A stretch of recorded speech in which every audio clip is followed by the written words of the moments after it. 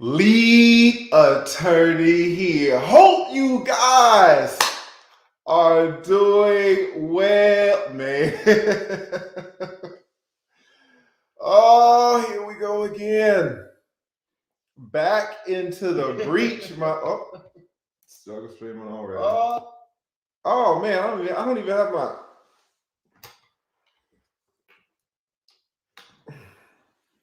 Y'all hear me now?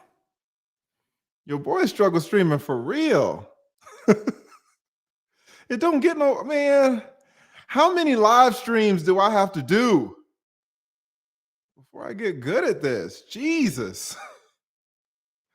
Everybody's like, oh man, YouTube is easy. YouTube is easy. I can't get it right. Are y'all listening to me correctly now? Put a 1 in the chat if y'all can hear a brother. Damn. Have my sound messed. Okay, Trash Can Wave says it's better now. Way better now. All right. Thank you guys so much, man. Y'all know we gonna get into it, man. Oh, look, we got my man Joe Ethereal. Oh, that too loud? Is it too loud? I can't tell. Like I haven't done this. It feels like it's been a while, right? Thank you so much, Joe Ethereal says, all right. Struggle streaming boy court is now in session. Yes, this is actually a little bit rockier than they usually start out. I guess it's because it's a Saturday. I'll be like, hey, everybody, I'm teaching you how to be a YouTuber on my Patreon. Join my Patreon. And then you look at this and you're like, man, I ain't joining nothing. Lord knows I can do better than this. Right?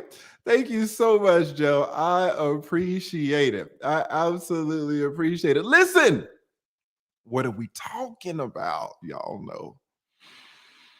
Oh, here we go again. Y'all know our woman, Tasha K, right?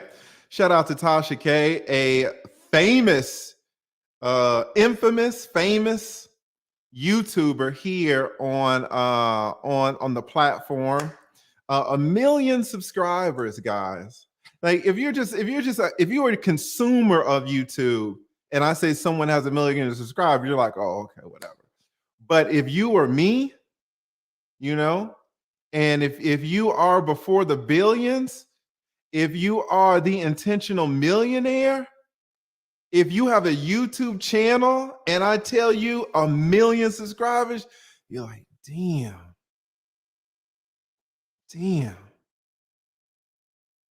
It almost seems impossible. Now we know the Godfather's there. Godfather, you know, he been done hit 1 million. He's on the bigger and better things. But it's like to reach 1 million subscribers, I mean, you're doing it, right? Shout out to the Hungry Millennial says, what's up, Lead? You inspire me to keep doing doing content. YouTube Elementary is fire. Thank you so much. Guys, I'm on my thing now, man. I'm on it now. I took a break. Things were getting a little COVID-y.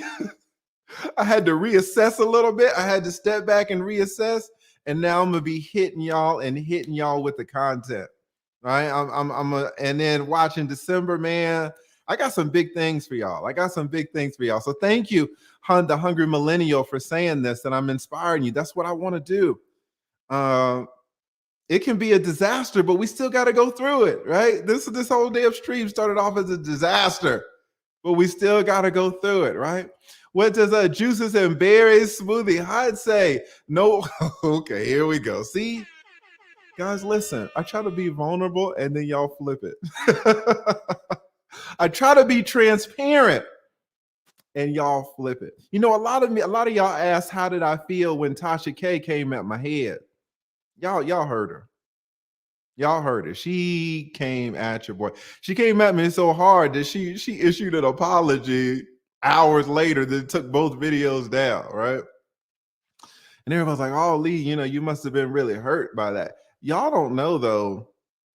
I'm kind of dead inside. It's like, after you've been fighting in these courtrooms for so long, you've heard so many things bad about you. I've received death threats from representing wives, death threats from their husbands, which is kind of understandable because you can lose everything as a husband, including your own kids, you could absolutely get enraged. No one should be walking around getting death threats, right? But what's the point? The point is, guys, I will even tell you messed up stuff about myself. Like, it don't even matter what you say, I'll tell you some messed up stuff. And apparently you guys will not forget, right? What does a juices and berries smoothie has say? No moves will be hard during this live stream. We're gonna try to keep it clean, man. We're gonna try to keep it clean, but I've been through a lot. I've been through a lot as a professional attorney, and so to say something that really hurt, I'll tell you myself, man. And listen, a few of y'all about that moose story. A few of y'all were like, "Oh man, you should have took that to the grave." A few of y'all were like, "You should have never told that story." And I see where they're coming from. I see where they're coming from. But if you go back and look, if you go back and look on that video, look at all the comments. What do you see? You see us. You see brothers, black men saying, "Damn, you know what, Lead? That same thing happened to me in college. That same thing happened to me in grad school." Some of y'all were like, "That same thing happened to me in high school. I made it out. Some of y'all didn't." Right? That's what y'all were saying. Guys, that's why I love this manosphere space, because we can talk. Everybody's having these same incidents, but no one's talking about them. So we're like, "Oh man, we must be the screwed up one," not knowing that there are whole patterns. And now the young ones can learn from us, right? Say, Lead had sex with a damn moose, but then you find out your uncle did too. Then you find out your father did too. Then you find out that old man at the gym, the LA Fitness playing ball, he did too. But each one of us was on our own island. We weren't really sharing these stories. I mean, it touched me so much, guys, to look at the comments of that video, because it really is the whole purpose of the channel, right? Just trying to relate to the young ones and have the older brothers say, "Listen, this exact same thing happened to me." Right? And that happened to me, maybe it's too strong of a word, because it sounds like, we didn't play a pivotal role in it, right? I said this in the video, it was my mistake, it was my bad. I'm not, how are you gonna blame a moose? Right? I mean, it was me. But so many of you were like, "Oh man, this happened to me too." But no one who's talked about it, who has talked about this common occurrence apparently in the manosphere like this, right? Super embarrassing story for me, but I'm all in on this, guys. I am all in. I really want to let you guys know what's going on. We got Bed-Stuy Brooklyn in the house. What did he say? Lead. Juros, Maz, and chat. Happy Thanksgiving. Yes, happy Thanksgiving to you guys, right? We got Solomon Kennard. Shout out to Solomon Kennard, the Chief Justice of my Patreon, guys. Join my Patreon. Can't even start up a damn stream, right? Having said that, not being able to start up a stream, but this what y'all are watching right now, man. I mean, it can help a lot of you guys out if y'all learn how to start a YouTube channel, and that's what we are doing over there. Solomon Kennard has been supporting me for some odd reason since day one, since absolutely day one, way back last year when I had 13 subscribers. I look at y'all are like, "Oh, I got 400 subscribers, I got 700 subscribers. When am I going to get to 1,000? Like, how long you been doing YouTube? 2 months. It took me a year to get to 1,000, almost a year. Guys, I had 1,000 this January, right? So much is just, it's just patience, right? Thank you so much, Solomon. What does Lord say? The plural of moose is meese. Right? The meats will get you. They will absolutely get you. Peanut jelly. Shout out to Peanut Jelly 90. Beautiful. Beautiful black woman says, "Hello there. What in your right mind made you smash the boost you dodged?" Listen, you're right, Peanut Jelly. I wish I could blame her. But I was 18, right? That's not an excuse, but you asked me what the reason was. It was I was 18. And when I was 19, I made some mistakes. When I was 20, I made some mistakes. Probably this year, I made some mistakes. I make mistakes every year, peanut jelly. Now, hopefully, these are more sophisticated mistakes. But when I was 18, I was making very unsophisticated mistakes. Very, very, very, very poor decision making I had at the time. So, I mean, that's a fair question. That is absolutely a fair question. Shout out to A Story to Tell. Said we have all been there, lead. It just wasn't our moves. Different wild ever. Welcome back. Thank you. Thank you. Thank you. Yeah, boy. If none of y'all know what I'm talking about, check out the video. I should have linked it. I didn't know we were going to talk about this. I should have guessed. I will be talking about this. Somebody's going to bring this up. I did not think about this. I'm on Tasha K. We're about to talk about Tasha K in a second, but I did a video. If one of the mods can drop, I don't know. I did a video on how I learned about women. All right. And so that's the story that everyone is referring to. If there are women, if not women, if there are people here that are like, what is up with this moose thing? Check out that video. It's a hilarious video, but you know, it was embarrassing. Right? The Intentional Millionaire says the transparency can help men learn. Yes, you are humble and self-aware. Thank you. We all can learn from that. Continue to pave the way, TLA. Keep up the great work. Thank you so much, Intentional Millionaire. Excellent content creator. If one of the moderators could drop the link to his channel. Thank you so much.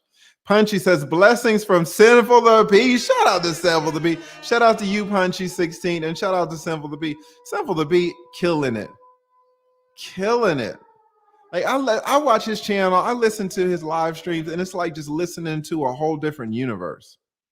Because it's not a world that I relate to at all, but you can tell when someone knows exactly what they're talking about. You can tell when people are BSing, and you can tell when people know what they're talking about. And Sinful the P, Jesus, that brother is so strong and knows exactly what he's talking about. He was, I don't think he has many meese in his past. Jesus, well, I was making some mistakes. Shout out to Sinful the P. What is Andre? Thank you so much. Andre says, it was my neighbor across the street when I was 18. See, this is what I'm talking about. Also a girl from Edenwald Projects. Woo! All right, we're going to the projects, guys. Twice at work back in New York City back in 2004. And one more after my first divorce. Boy, he got a whole farm. Andre Malcolm has a farm. Jesus Christ. He over there selling meats. He just like Sinful to Be. He's selling them, boy. Selling them. Listen, what are we talking about today, guys? We are not talking about mooses, moosai. We are talking about Tasha K. Now, Cardi B is suing Tasha K, and guys, they should be in trial right now. They should be in trial right now, and they're not. Why aren't they in trial, Lee? Guys, Cardi B's attorneys are running roughshod over Tasha K's attorney. I mean, they are spitting in Tasha K's face. Tasha K's attorney's face. And do you know what the judge is like? Judge is like, I don't care. I mean, the level of disrespect that Cardi B's attorneys are showing for Tasha K's attorneys is outrageous. And I want to talk about it. Like a lot of this story, didn't really get picked up. We got the Rittenhouse trial. Rittenhouse, what's your boy's name? We got Aubrey. We got that Aubrey case. I'm doing a live on that on Monday. It's going to be killer. I'm going to have Nathan on here. Excellent content creator. Y'all, man, I'm going to talk about that in a second. But, this was something where you had to be an attorney to appreciate what happened. The level of disrespect, you guys aren't going to know that you're not going to really pick it up unless you have someone to explain it to you. If you ever see an attorney spit in another attorney's face and get away with it clean. I was like, damn, right? It's so much disrespect. Now, no one is better suited to talk to you about this than me, right? Tasha K, guys, you might not know this. Tasha K is right down the street. They're supposed to be in trial right now. They're not. Tasha K is right down in the street, right down the street. Why am I the best person to tell this to you? Not only because I'm right here, but if you don't know who I am, mucho gusto. I am the lead attorney, a 20-year attorney here in Atlanta, Georgia. And what I'm going to do, guys, is break down the whole backstory of how Tasha K's attorneys are getting trashed left and right. Cardi B's attorneys are showing no mercy. And I'm going to break it down to you right now. Some people in the chat were saying, "Oh, Lee, I thought," somebody said, "I thought you and Tasha K were cool. Why? I thought y'all settled the beef. Right? I thought y'all signed the treaty. Right? I thought she apologized. Did she apologize? I mean, she made a 17-minute video, apologized the last 15 seconds. Those last 15 seconds sounded sincere as hell. They really did. The other 17 minutes." Right, but listen, there is no beef, guys. There's no beef. Here's the thing, and I want you guys to notice this. This all right, this channel, if I am forthcoming about my own BS, right? I gotta call a spade a spade. That's what we do on here.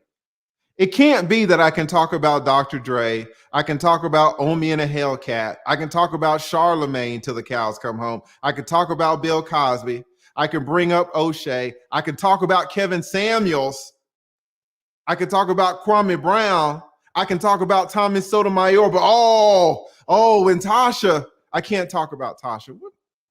Come on. Y'all know we ain't doing that over here, right? We ain't doing that over here. Tasha K, she's in the middle of a federal lawsuit. So it's not beef. I'm just a 20-year attorney doing what I do, right? Y'all have never heard me call Tasha K out of her name, never heard me get disrespectful.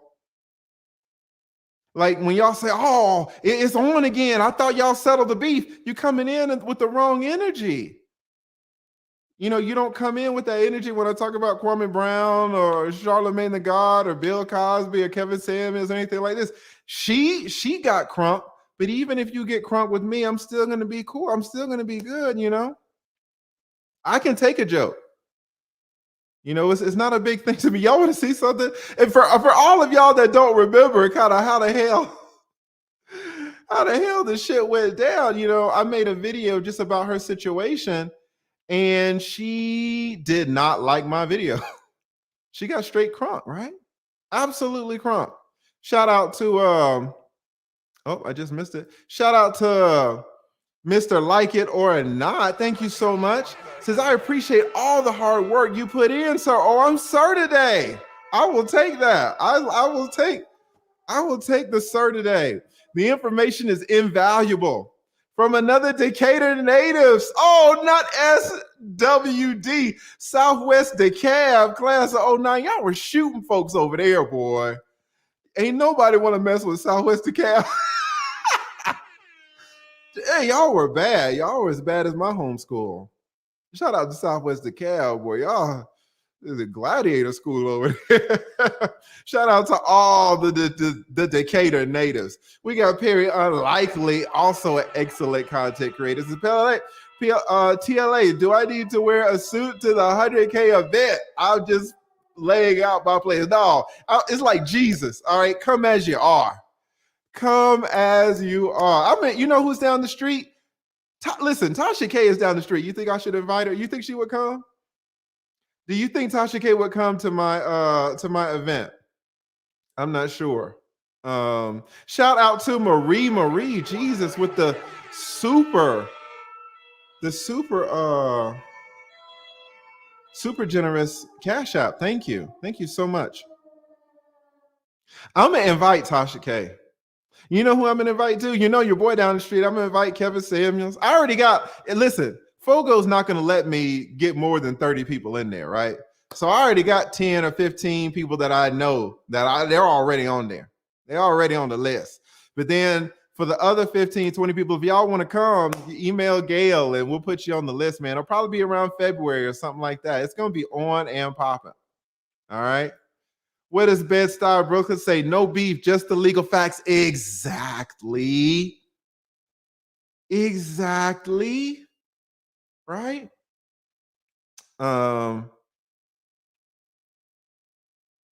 That's exactly right. I just want to call it fair, guys. I'm not trying to beef or anything like that, but I gotta come on now. I gotta do it. Shout out to Raven. What does Raven say? Feliz de verte, amor. Shout out to Raven all the way from Seattle. Are you in Seattle? You're in Washington, right? Raven, if you fly all the way from Seattle, you have a seat. You absolutely have a seat at the table. Shout out to Raven, boy. Absolutely. It'll probably be around February, guys. What is Keisha? Oh, y'all don't know who this is. Y'all don't know who this is. Shout out to Keisha. Says you are serving us well. Thanks for the great call. Okay. I wasn't gonna say, guys, I do consults. All right. I never talk about them. If you do a consult with me, I keep it 100% private, right? But she's kind of putting herself out there, right? She says, thanks for the great consult. Keisha, an amazing woman, absolutely amazing woman, a fighter too, boy. She ain't taking nothing lying down. So shout out to Keisha. Yes. And if you want a consultation with me, you can I think in the link, probably in the description. Hopefully it's down there. I'll be struggling straight with it. We got Big Bad Bull says, as fast as you have grown in popularity, you still find time to support and collab with all my favorite up-and-coming streamers. You are truly for the people. I appreciate that, Big Bad Bull. I'm trying. It is hard out here, but I am trying. I appreciate that. Thank you. I'm stepping it up. I really, really am. Talking about an excellent content creator, we got Drummer Boy in the house. Says, salute, lead attorney and a fam. Thank you. Drummer Boy put a clip. I tried not to snap on people. My last live was kind of going off the rails. I guess my energy was off or something like that.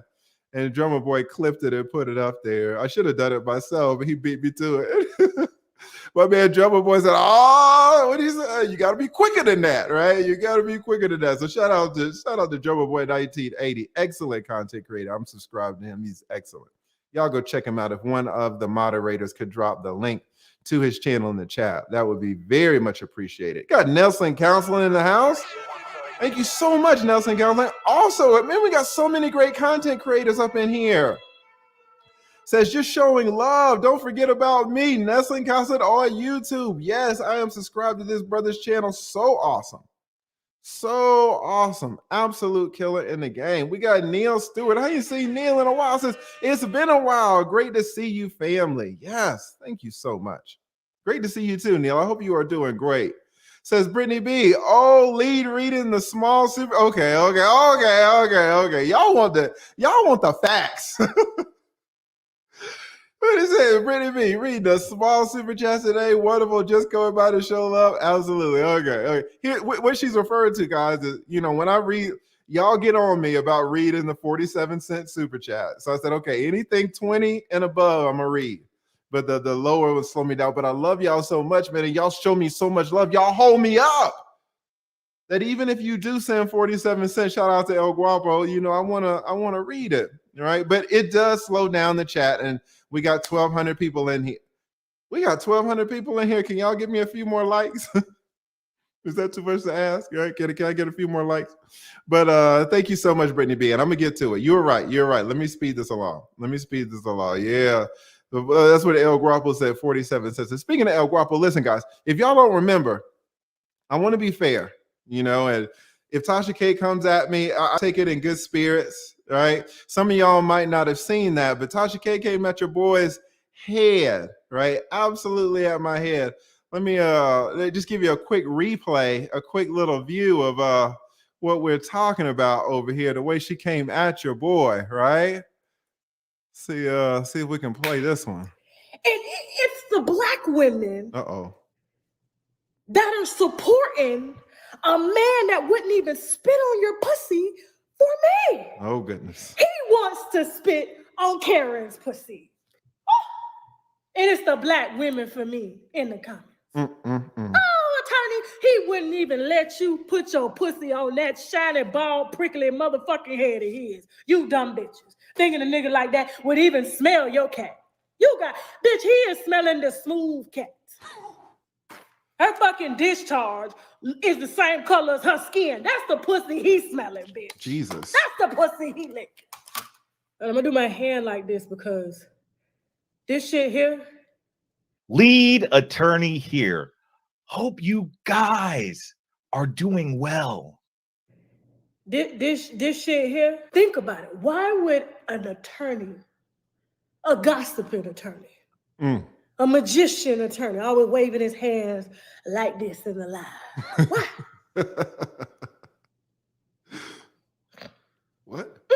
What? Motherfucker sitting on YouTube waving his hand like this, speculating, looking off to the side. Because if you was in front of a jury waving your motherfucking hand like this, you could sell dick, bitch, but you can't do that because you can't move the motherfucker. The only thing you can move is this goddamn hand. What is this? What is this? And you wouldn't be on YouTube waving your motherfucking hand, trying to get people to listen to you, because bitch, you got ADHD anyway, and that's the reason why you wave your hand, so motherfucker, you can remember what in the fuck you saying, you dumb bitch. With that peanut-sized ass motherfucking dick, you tell by the side of his goddamn hand waving, bitch, he can't wave no fucking dick. Now I gotta go. Bye. All right. Shout out to Tasha K. Shout out to El Guapo. Shout out to Celebrity Clips. Is the hand that bad? I mean, she talked about 16 minutes about my hand. What is up with my hand? I didn't know. I didn't know you could be so enthralled with a nigga hand. But yeah, shout out to El Guapo, man. Excellent content creator made that parody of me. Shout out to Tasha K, who also made that parody of me. Guys, listen. If you come at me, I listen, there's no hard feelings. All right. There's no hard feelings in the world. I appreciate it. I absolutely appreciate it. But yeah, shout out to my man, El Guapo. All right. We got the super sticker from Christopher Hemingway. That's a real name right there. Thank you so much. A super generous super sticker. Thank you. Right. And then we got, oh, look who we got. We got Ola in the house. What does Ola say? This is Man of Prestige, TLA. You love being roasted like me, don't you?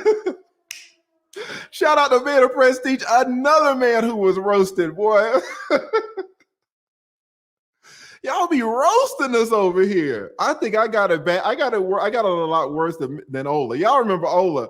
Ola was talking about the sign language, talking about the deaf and the dumb. Everybody was like, what?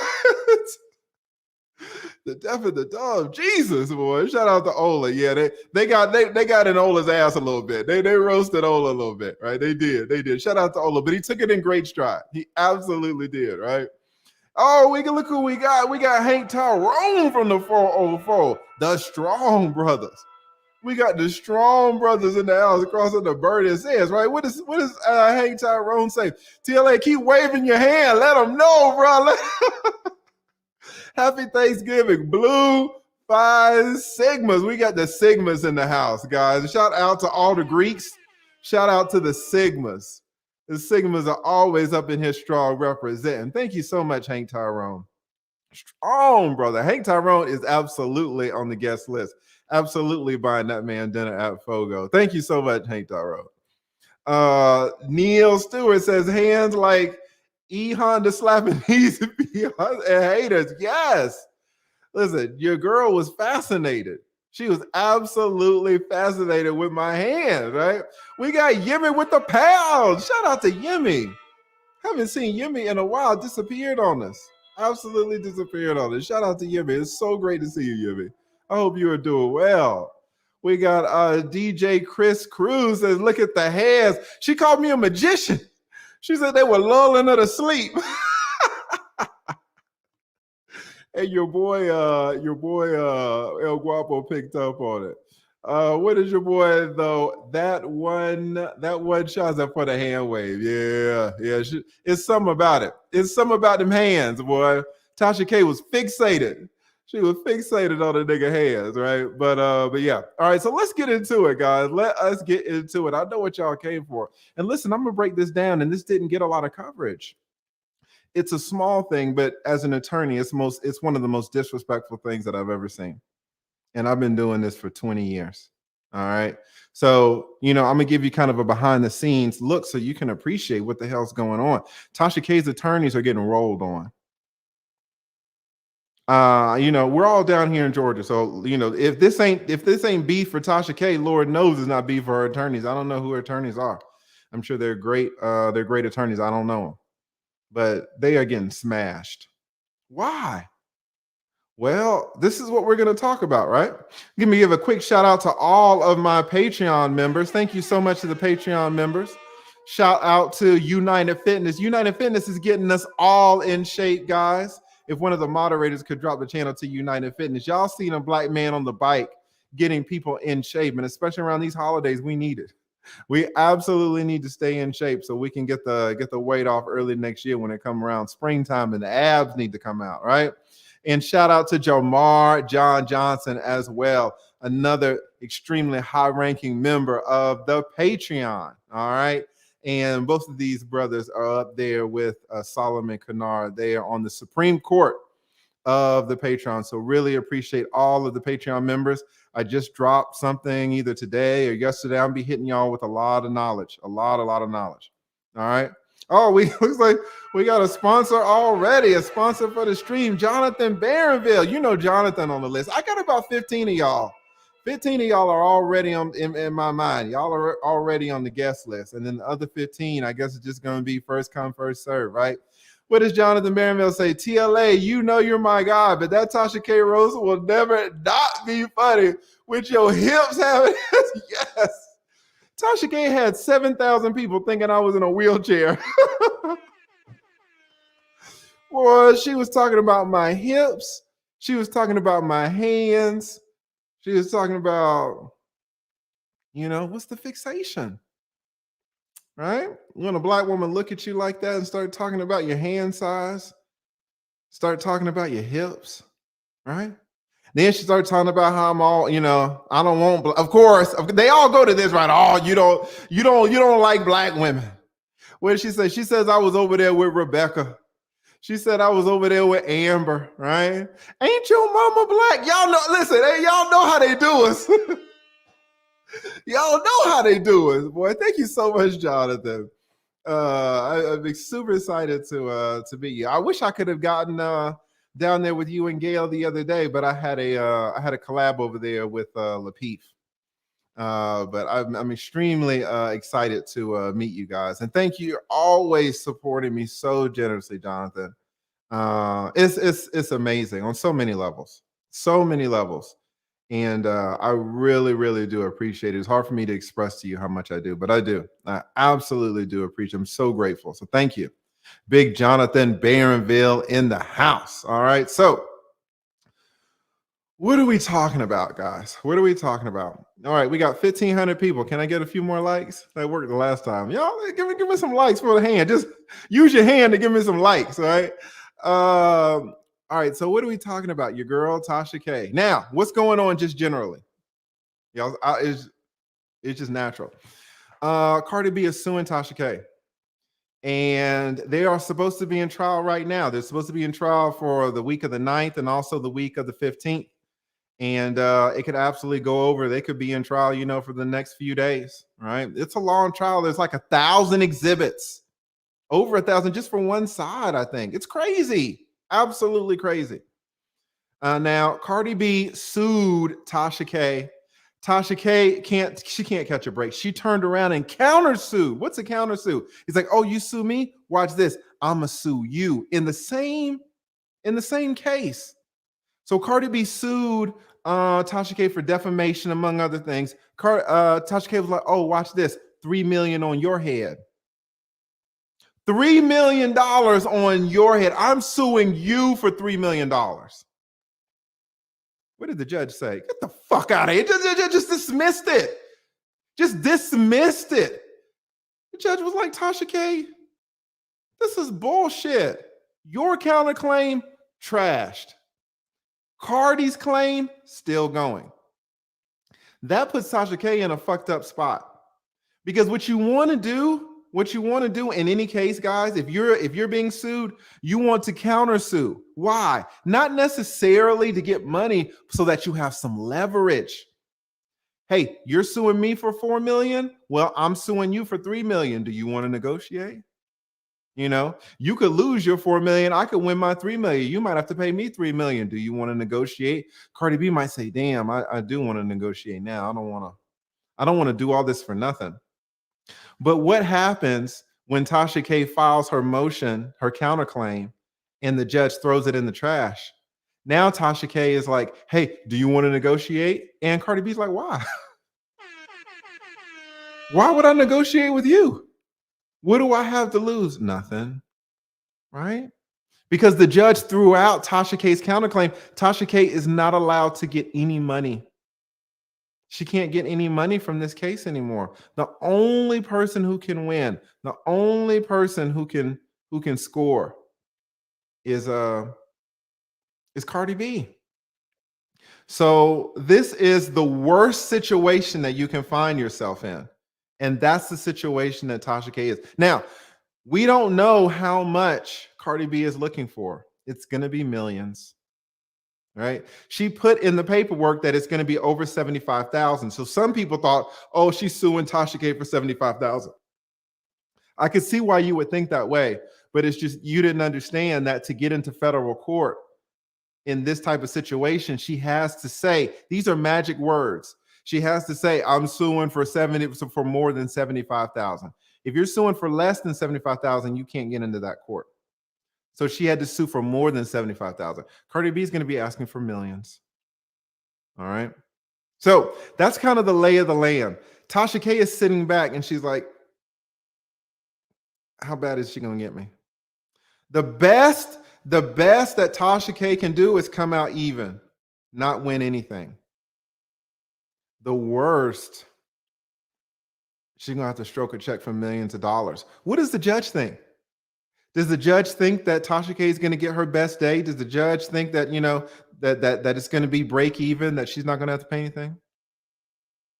And we're going to talk about this.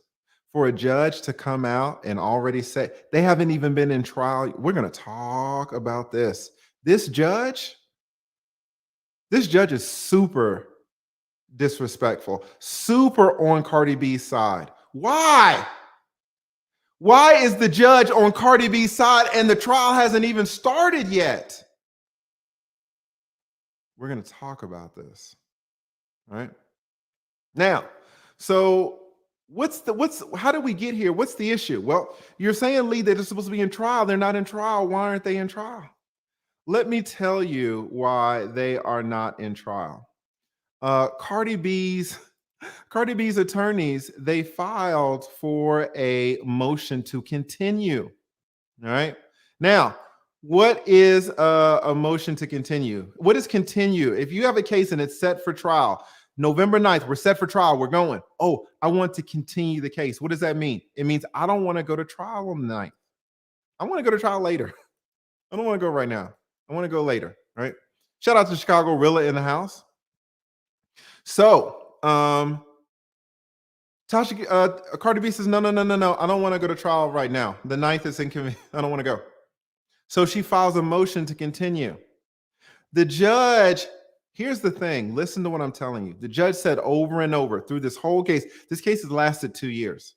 The judge says, we're not continuing. We're not continuing. We're not continuing. If anybody files a motion to continue, I don't care. We're not continuing.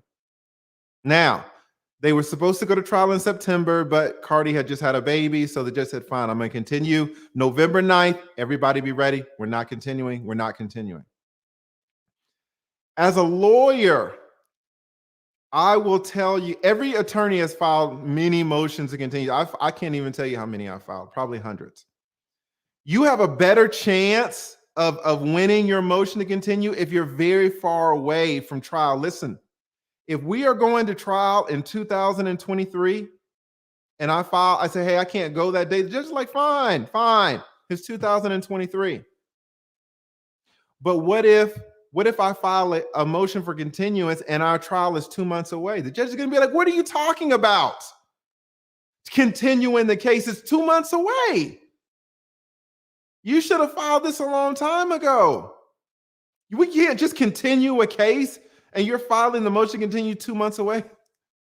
Do you know what Cardi B's attorneys did? They were supposed to go to trial. Listen, they were supposed to go to trial on Tuesday. Cardi B's attorneys filed a motion to continue on Sunday. On Sunday evening. They filed a motion to continue. When I heard that, I was like, uh-oh, this judge is gonna blast them. You can't just file a motion to continue and you got trial like the next day, the day after. And if you do file that motion to continue, you better have a ton of exhibits. You better have hospital records. Like some people must have died. You better have some death certificates. There was a murder. You better have some police reports. Like you have to bring it. You have to show all of this proof. Hey, judge, listen, judge, listen. I know that trial is scheduled for 2 days and I'm filing this motion, but listen, look at all the proof that I have. Look at all of the exhibits. Look at the death certificates. Everybody's dead. Look at the police reports. Everybody was shooting. Look at the hospital reports. I'm not lying, judge. This isn't just me lying. Look at the evidence. Look, it's all here in the motion. So the judge is like, hey, man, I'll read your motion, but I want to see the murder sheets. I want to see the photos, the forensic photos. I want to see blood on the wall. I want to see proof that you cannot go to court tomorrow. You've wasted everybody's time. Why is a continuance such a big deal? Guys, listen, if we're going to trial, the judge has to block off weeks of time in his calendar, right? They got to get the jury ready. They got to get the courtroom staff ready. Judges are depending on this. This case is 2 years old. So for Cardi B's attorneys to say they want a continuance on Sunday when the trial is on Tuesday in federal court, I was like, oh my God, the judge is going to blast Cardi B. Tasha K is going to win. This judge is going to be on Tasha K's side. Judges do not like continuances the day before court. Now it's not only because of the judge's resources, also because the other attorney is screwed. The other party is screwed. If Cardi B asks for a continuance, it screws Tasha K. That's why I knew the judge wasn't going to allow it, because Tasha K is getting screwed. Y'all want to let me do something right quick. Let me show you guys how Tasha K is getting screwed on this. What I'm going to do is I'm going to show you the response. Tasha K, all right, so here's what happened. The attorney, Tasha K's, Cardi B's attorneys filed for the continuance like a day before trial. All right, listen. And Tasha K's attorneys were like, oh, you want to do this a day before trial? We're going to blast you. We're going to put you on blast. All right, let me share my screen so y'all can see this. Tasha K was like, oh, lead, you never come with receipts. Fine, Tasha K. Here's some damn receipts. All right. All right. So you got Belcalis, Marlenis, Almanzar, right? That's your girl Cardi versus Tasha K. All right. So this is filed by Tasha K is the defendant. Remember what I told you guys. Cardi B is the plaintiff. Cardi B is slamming the hammer down, and Tasha K's kind of defending herself. She's like, please don't. Hammer, don't hurt him. Like, do not slam this hammer down too tough on me. She's defending herself. She is the defendant. All right. So This is defendant's motion to dismiss for failure to prosecute, right? Defendant's motion to dismiss with prejudice for failure to prosecute. What is what are the attorneys saying? Tasha K's attorney saying, like, you need to dismiss the whole thing. If she doesn't want to go to trial, fine, dismiss it. We got trial the next day. Dismiss her whole case. Judge, you said over and over and over, no continuances, no continuances. She doesn't want to go to trial, fine, dismiss it. And what is dismiss with prejudice? Do y'all see that? With prejudice means dismiss it forever. If it's dismissed without prejudice, I'm teaching you guys, listen, we're in law school. I'm gonna put you guys through law school right quick. If it's without prejudice, then she could just bring this back. But if it's with prejudice, that means it's dismissed forever. And dismissed for failure to prosecute because she's stalling. That the Tasha K's attorneys are like, listen, she doesn't want to go to court. Fine, dismiss the whole damn thing. Right? So she's like, listen, guys, we need to dismiss all this. And so these are the reasons. All of this right here, the court is saying, listen, since the beginning of the case, the court expressed concerns regarding Tasha K's regarding Cardi B's schedule, saying, listen, the court said at the very beginning, Cardi B, I know your schedule is crazy, but we're going to trial, right? The court notified counsel on February 3rd that if there's a trial, both parties will be required to appear in person. You got to show up for your trial, all right? We're not mailing this in, all right? Then listen, right here, the court advised the parties to be ready in mid-September.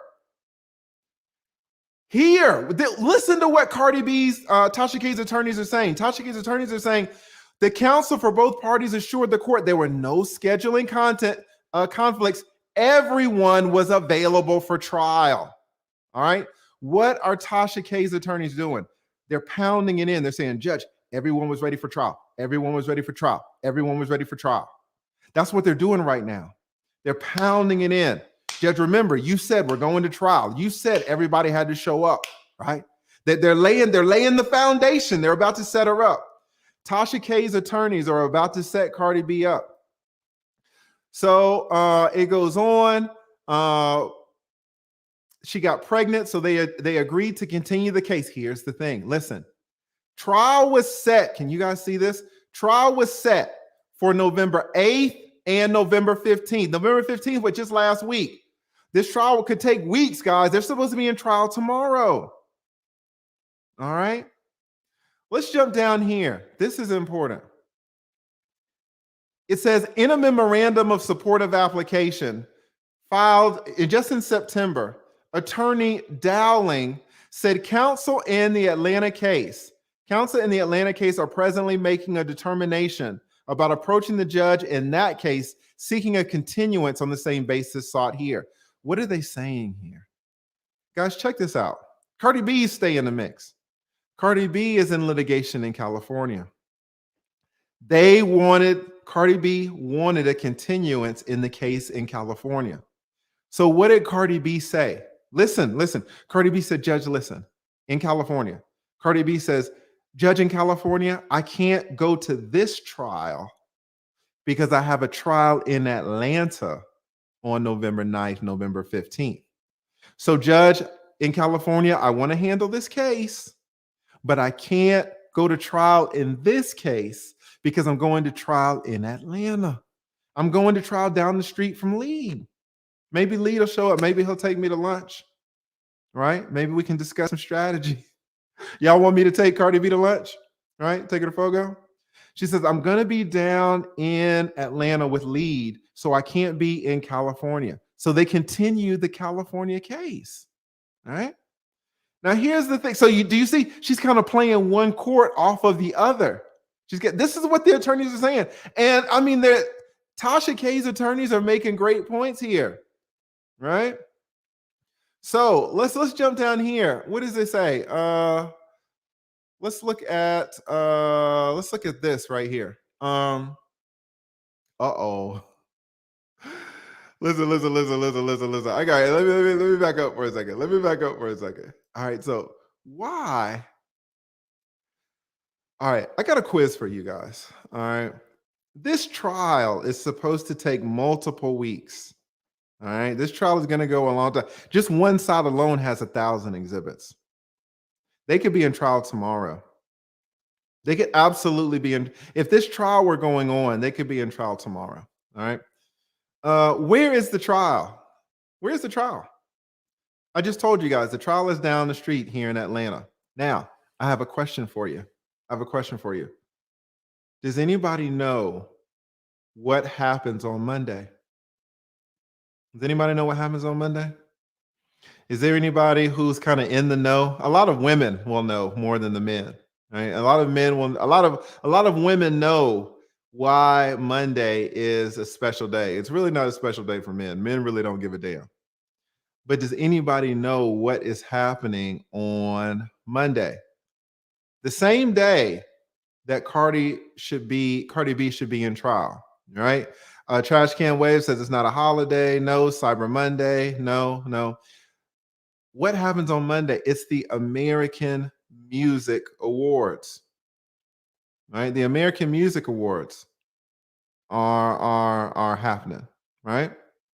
Now, does anybody want to guess who has been paid gobs and gobs of money to host the American Music Awards on Monday? Anybody want to take a guess? Who is being washed with cash? Who is being washed with cash to host the American Music Awards? Cardi B! Yes, guys, Cardi B! What's the problem? Trial is on Monday in Atlanta. The American Music Awards are on Monday in California. Trial in Atlanta, the AMAs in Los Angeles. Two completely different sides of the nation. It'd be one thing if trial was here. It wouldn't be, to be honest. Even if trial was down the street. I mean, even if the AMAs were in Tennessee, you're in trial. You're in trial. So Cardi B is like, listen, I need to get this money. Listen, I need to get this money. Tasha K, she can wait. Which one can I reschedule easier? Can I reschedule the AMAs or can I reschedule Tasha K? Right? It's obvious. Obvious. She has to reschedule Tasha K's trial. But how do you do that? How? Because we talked about how hard it is to continue. That's what the attorneys are saying. Tasha K's attorneys are laying down the law. Look what they say. Look what they say. On November 2nd, plaintiff announced that she will be hosting the American Music Awards, which are happening November 21st, 2001 in Los Angeles. Guys, this is Monday. Cardi should be in trial. Cardi's like, no, I gotta host this thing. I gotta get the money. Fuck Tasha K. I'm gonna get Tasha K's money, but later. I need to get the American Music Awards money right now, right? I need to get that money right now. That's the money. Tasha K's 3 million, 4 million, whatever she's gonna pay me, forget that. I need to be on the American Music Awards, right? Right? So Tasha K can't be floating around like this, right? So they're saying that the American Music Awards are on the 21st. All right. This is what Tasha K's attorneys are saying. Everybody's like, today is the 20th. Okay, so they're tomorrow, right? They're tomorrow. And this is what we're going to talk about. Okay, so the American Music Awards are tomorrow, and Tasha K, Cardi B can't. Listen, guys, we're going to talk about why you can't continue a case right now. Trial preparation. It's not like you can interrupt trial preparation to be in the American Music Awards. All right, so it's Sunday, not Monday, and that's why she's like, I want to reschedule this so I could focus in on getting the bag. Now, Let's look at this. Why does she want to reschedule? Check this out, guys. Check this out. Let's look at this paragraph 24. And this is so important.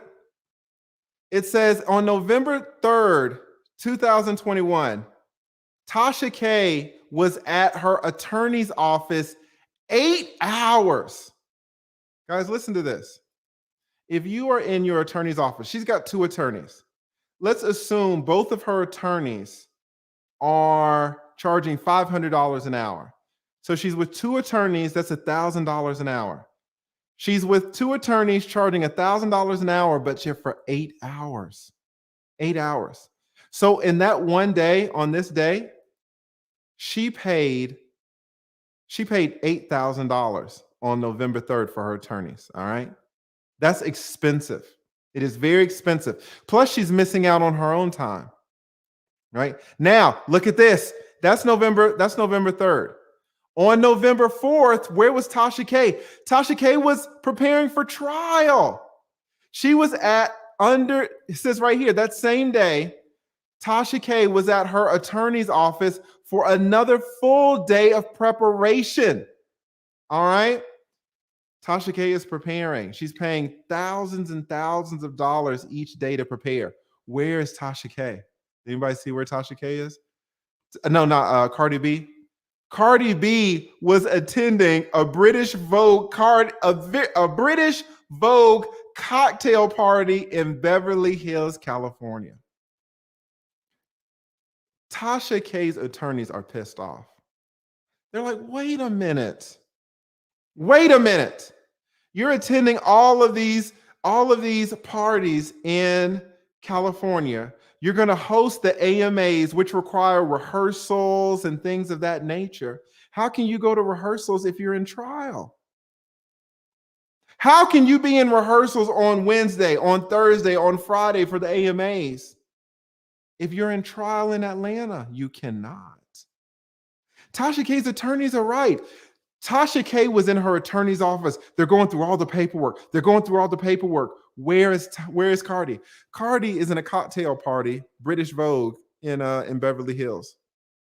She's sipping on her little flute glass, on her little mimosas. Tasha K's like, how many millions am I going to lose? Cardi B's like, y'all turn up. Where's Future at? What's her Offset? Who's she married to? Who's it? I can't tell.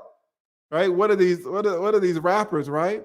They're turning up. They are drinking their mimosas. They're getting liquored up. And Tasha K is paying thousands and thousands of dollars each day to prepare. Each day. Of course, Tasha K's attorneys are pissed off, right? It says it right here. The same day, Tasha K was at her office for another full day of trial preparation while plaintiffs attended the British Vogue cocktail parties in Beverly Hills, California. Right? Cardi B was at rehearsals for the AMAs, and Tasha K is studying up. Right? Again, the next day, November 5th, Tasha K was at her attorney's office for yet another day of trial prep. Another day. Guys, Tasha K easily is paying $8,000 a day. $8,000 on the 3rd, $8,000 on the 4th, $8,000 on the 5th. Where's Cardi B? She's at parties. Cardi B is turning up. Cardi B's like, fuck it. Yeah. Let's keep drinking. Tasha K's like, oh my God, what do I need to say about this? What about this exhibit? When they cross-examine me about this, what am I supposed to say? Oh, I'm so flustered. And Cardi B is turning up in California. Cardi B is like, people are treating her. People are giving her guest passes to all of these parties. Tasha K is paying her attorneys thousands of dollars a day. Is that fair? What do they say? What does Tasha K say?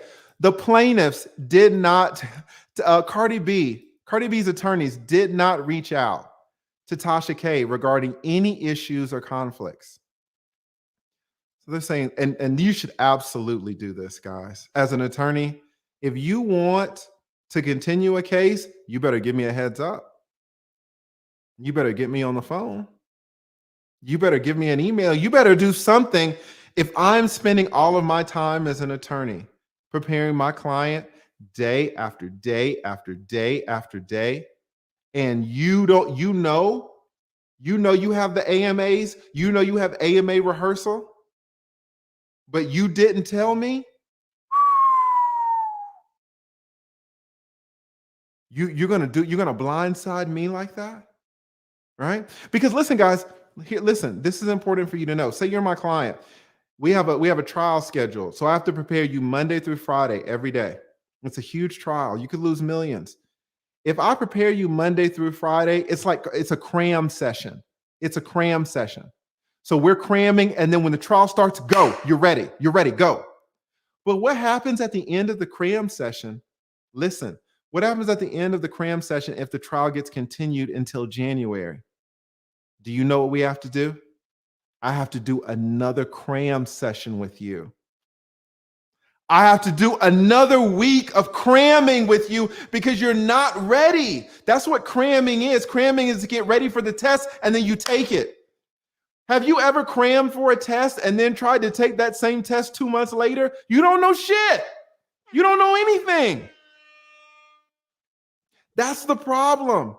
Tasha K's attorney is like, we were cramming for this trial.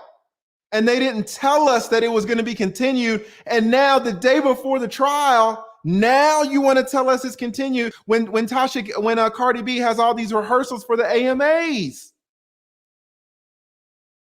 Right? She spent thousands and thousands of dollars for this cram session, and it's all in the trash. And for what? So Cardi B could go to rehearsal? Tasha K's attorneys are livid, and they have a point. They're right. Right? Let's take a look. On November 6th, another day, says Tasha K could not come to her attorney's office. All right, she couldn't go to her attorney's office, so I guess she didn't cram. However, the attorney spent several hours virtually preparing for trial with Tasha K. So she did yet another day. How many days of trial preparation were needed to cram? And Cardi B is in Los Angeles, not in Atlanta with us. Not in Atlanta with me and Tasha K getting ready for this trial. She's in Los Angeles drinking mimosas, turning up. She's partying. And Tasha K is cramming. Right? What does that tell you? It tells you that they knew. Cardi B's attorneys knew that there was going to be no trial. Why? Because if Cardi B's attorneys thought there was a trial, what would Cardi B be doing? What would Cardi B be doing? She would be cramming. She would be cramming. But she's not. She's on flights. She's everywhere. She's at parties. She's not. Tasha K's cramming because Tasha K doesn't know that there's going to be no trial. Exactly, Queen. Exactly. Tasha K would be Cardi B would be cramming too. She would be cramming too. She's not cramming. This is what Tasha K's attorneys are saying. Said again, Tasha K's attorneys got no communication that there would be any issues. All right. The next day on Sunday, listen, guys, listen. On Sunday, undersigned counsel, Tasha K's attorneys were in trial preparations. Now the attorneys, Tasha K has been cramming. You know who's also been cramming? The attorneys. It's not just you guys have to get ready. We have to get ready too. And when we get ready, we track our time and we send you a bill. You're going to pay for us to get ready. You're going to pay for us to cram. But we're humans just like you. What does that mean? If we cram and then the case gets continued, you have to pay us for that time. But guess what? We have to cram again. And guess what? You're going to pay for that too. You're going to pay for that too. This is why judges don't like these continuances. Because everybody's cramming. Everybody's paying thousands, tens of thousands of dollars to cram. I hope y'all are understanding this. This is why judges are like, no, we ain't continuing shit. Everybody's cramming, right? So let's take a look again. So this is what Tasha K's attorneys are right. What do they say? What do they say here? They said they got on Sunday, they got an email from the court on Sunday afternoon at 5:24 saying, hey guys, we're going to do a telephone conference on Monday to get ready for trial on Tuesday. All right. They got that. They got the notice from the court on, and then they went back to cramming. So Tasha K's attorneys are cramming. Tasha K is cramming. This would have pissed. Okay. All right. So y'all ready? So this is the buildup. Remember, we're at Sunday. Tasha K's been cramming the whole week, paying tens of thousands of dollars. The attorneys have been cramming. Tasha K's side is getting ready. They're suited and booted. They're ready to go. They got all up here. Let's go, let's go, let's go. We got it crammed. Let's go. We got the play. Let's go. That's Sunday. On Sunday evening, Cardi B's attorneys, they file a motion to continue. I had to see it myself. I was like, oh my God, somebody must have died. And there were death certificates. There have been murders, hospital records, and when they tried to revive the victims, right? Police reports of the car chases to get to the audacity to submit a motion to continue a case that's set for trial on Tuesday. You submit that Sunday night. This damn motion, it had to be 5 pages. It had to be 10 pages. 10 pages. You're briefing it, guys. It's not just the petition. It's not just the motion. You're briefing it. You're citing case law. 10 pages legal research, plus the photos, plus the hospital records, plus the police reports. Many people must have died to continue this case. The damn motion must be 10 pages. I looked at the motion. It's the most disrespectful shit I have seen for a case like this, right? The motion is not 10 pages. The motion is not 9 pages. It's not even 5 pages. Do you know what the motion is, guys? This is how disrespectful Cardi B's attorneys are. This is how disrespectful. The motion is 2. The motion is 2 sentences. 1 page, 2 sentences. It's 2 sentences long. Guys, let me show you. I could not believe this. I could not believe it. The unmitigated gall of Cardi B's attorneys when they know that the AMAs are coming up. They know it, right? What do they say? This is a BS. I know Tasha K's attorneys were hot. I know they were hot, all right? This, guys, is the motion for continuance, okay? So it says, this is some bullshit. Even as an attorney, it gets me hyped up, all right? It says, listen, plaintiff Cardi B respectfully, okay? You got to put respectfully, submits this motion for continuance of the trial of this action, which is currently scheduled for Tuesday, November 9th. All right. When was this filed? This was filed. Let's see. Okay. The trial is set for Tuesday, November 9th. It's filed on November 7th. It's filed on this Sunday evening. It says plaintiff is seeking a continuance due to a family emergency.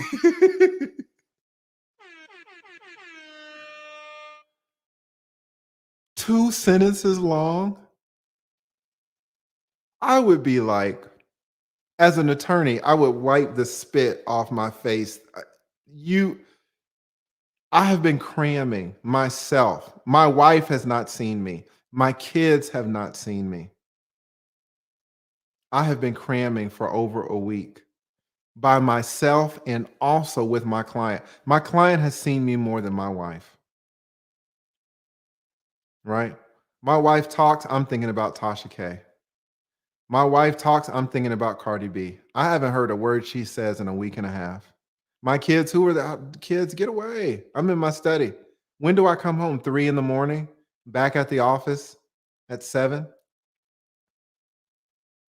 You do me like this? Like I crammed all of this time and then you file a 2-sentence.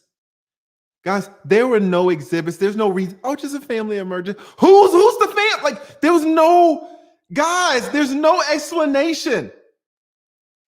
This isn't federal court. This is not like some misdemeanor court. This is not some little magistrate court, some state court. This is the United States federal court, and you send a 2-sentence motion to continue? I was like, damn. The level of disrespect, guys.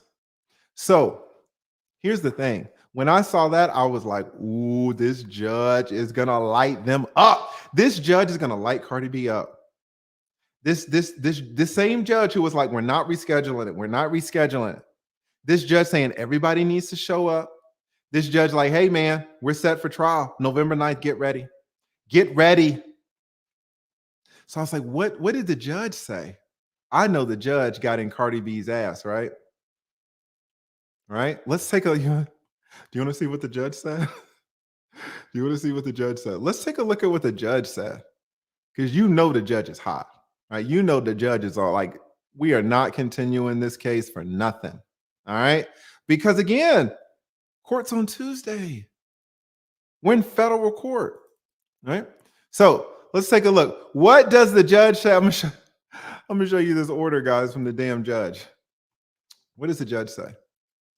Here's the order. Again, guys, this is not your little Wisconsin state court. This is not Superior Court. This is the United States District Court for the Northeastern District of Georgia, the Atlanta Division. Here's the order. You ready for this? Here's the order. This matter is before plaintiff's Cardi B's motion to continue and the defendant's motion to dismiss. The court has reviewed both the motion to continue and the motion to dismiss, and notes that the defendant Tasha K did not file a response to the motion to continue, but instead filed their motion to dismiss. This court has conducted a telephone conference with the attorneys on these motions. It is hereby ordered, all caps, that the court grants, approves Cardi B's motion to continue and denies Tasha K's motion to dismiss. What the fuck? What? It's like, as an attorney, you're like, what the hell is going on? I just crammed for a week. I crammed Tasha K. I crammed my client for a week. And you're just going to grant it like that? What are you talking about, Judge? Why? Why are you doing me like this? Guys, you guys didn't see something. And I'm gonna show it to you right now, what you guys missed. Not only I read you the whole thing, you missed something. I would have missed it too if I wasn't an attorney. Any attorney sees this immediately. The judge took a shot. Not only did the judge deny Tasha K, the judge took a shot at Tasha K's attorneys in written form when granting Cardi B's motion to continue the case after all of that cramming, took a shot at the attorneys. What did the judge say? All right, let's back up for a second. What happens? Guys, if you file a motion, I need to file a response. If you file a motion, I need to file a response. What did Tasha K's attorneys do when, let me show you here. That Cardi B's attorneys filed a motion for continuance. All right, they filed a motion. So Cardi B's attorneys need to file a response, right? A response to the motion to continue. What do they file? Do they file a response to a motion for continuance? No. They file a motion to dismiss. Wait. If I file a motion, you need to file a response. They didn't file a response. They filed a completely separate motion to dismiss the case. And so the judge is like, you idiots. Listen to what the judge said. The judge noted, sometimes judges will let you slide. Judges will let you slide almost all the time unless they don't really like you, right? If they don't like you, they'll put this shit in writing. What does the judge say? Says the judge reviewed the motion for continuance and the motion to dismiss, and notes, here's the shot, and notes that the defendants did not file a response to the motion to continuance. This is bad. This is very, very bad when a judge puts you on blast like this. And I'm going to tell you why it's bad. You know why it's bad? It's because of you. It's because of you fuckers, right? Sometimes attorneys will make mistakes and the judges see it and the judge is like, whatever. But when the judge puts it in writing, now what happens? You come up, you say, lead. The judge denied our motion to continue, even though we crammed all of this time. And I'll be like, yeah, Tasha K, that judge, that stupid judge, like he has it out for us. I don't know why. Tasha K's gonna be like, yeah. The judge has it out for us. I give you that. The judge fucked us. But do you know what the judge said? The judge said that you, lead, did not file a response to the motion for continuance, but instead filed a motion to dismiss. And I'm going to say, yeah, Tasha K, we thought that, it was better just to do the motion to dismiss, because they're not prosecuting this case. And Tasha K said, yeah, lead, yeah. But the judge noted you didn't file a response to the motion to continue. Right? And that's when, if you've ever had a lawyer that starts to back talk and backpedal, yeah, because I thought, the motion to dismiss, we need to get this whole case dismissed. We don't want you to pay any money. We don't want you to pay any money. Right? We want to win this case and the judge is fucking us. But it's right there in black and white. And you will not let an attorney off the hook. You say, yes, but the judge said right here, you should have filed a response for a continuance, but you should have filed a response, but instead you chose to file a motion to dismiss. Why didn't you? Here's the $1 million question. They wanted a continuance. We didn't want a continuance. Why didn't you file a response to the motion for continuance? Why didn't you file a response? All of this money that I paid, all of this time I spent with you in your office, all this time that I spent with you in my home on Zoom, you didn't even file a response. Why? The judge put it right here. Right? And you're like, damn, why did the judge fuck up like that? The judge could have said, okay, I'm gonna approve the motion. Why did the judge put Tasha K's attorneys on blast? The judge didn't have to do that. But the judge did it. Guys, I want to talk to you a little about something. I want to talk to you about karma. I want to talk to you a little bit about karma. Shout out to Lapeef. I was on the Lapeef network. Did a collab with them. I did the what is it called? King Talk. I was on King Talk. And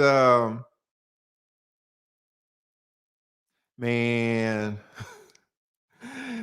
like some of y'all, shout out to Hank Tyrone, said this Tasha K lawyer failed civil procedure. They crammed for so long and they didn't even file a response. And the judge blew him out of the water. Right? Shout out to Hank Tyrone, man. It's like, I want to be careful because I don't want to talk about these attorneys. I don't know who they are. So I'm not going to badmouth her attorneys. This is the judge. I was on King Talk with Lapeef last week, and the issue of the law of attraction came up. A lot of y'all don't believe in the law of attraction. A lot of y'all do believe in the law of attraction. So they asked me, how I felt about it. I was like, man, I don't really know what it is, what it's about. I heard it's, to me, it seems a little woo-woo. It seems a little ethereal. It seems a little conceptual. It sounds like you have to do hard work anyway. Right? Shan, brother Shan is a real big proponent of that. And so he was kind of explaining how it worked to me. And karma is not the same as the law of attraction, but it's ethereal. It's a concept like that too. A lot of people don't believe in karma, but a lot of people do. And what I want to ask you is, why is the judge fucking Tasha K's attorneys? Why? And William Ray is the judge. William Ray, and this is an excellent judge. Federal judges in Georgia are excellent. And Judge Ray is awesome. He is absolutely awesome. He calls it fair. He absolutely calls it fair. So why is he fucking Tasha K like this? What did Tasha K do? Guys, I want to tell you something. Judges are people too. All right? Judges are people too. Tasha K's attorneys, they had a hearing in March or April of this year. I have never heard seen a judge so angry at attorney. I mean, this judge went at Tasha K's attorneys' throats. And we could talk about karma in a more conceptual. Did y'all know that? I mean, on her videos, she was talking about me as an attorney. She's like, "Oh, lead attorney, I would never hire you." I always do responses. Right? Oh, I hire real attorneys. I hire great attorneys. Right? What happened in March of this year? Tasha K's attorneys were at a hearing. This Judge Ray, got in Tasha K's attorney's ass so bad. It's all over the internet. It's all over YouTube.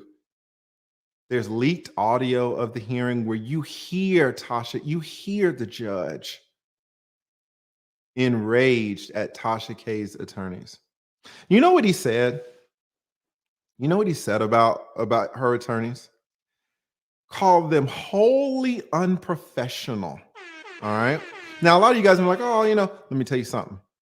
There are jobs. I don't want to get elitist, but I just want to explain to you how it's kind of thought of. There are jobs, and then there are professions. All right. To be an attorney is a profession. To be a doctor is a profession. To be an architect is a profession. To be an accountant is a profession. You have to have professional licenses. This is not like just some Burger King chicken nuggets. You can just quit and whatever. We are in a profession that is full of ethics. And you never want to have your reputation besmirched by anyone as an attorney, especially by a judge. You know how people are like, "Oh, don't call me a thief. My reputation is everything. I'll kill somebody if they call me a thief," or something like that, right? That's how you are with your reputation as an attorney. For another attorney to call you out. I mean, I've seen attorneys fist fight. Attorneys will fist fight in a courtroom. Like, you don't talk shit about an attorney's reputation. This federal court judge called Tasha K's attorneys wholly unprofessional because of the mistakes that they were making. Listen to this, guys. Listen, I'm going to read it to you. I'm going to read what I've never seen. Listen to what this judge said about Tasha K's attorneys, about another mistake that they made. He says, "Listen, I am not going to put up with this again in this case.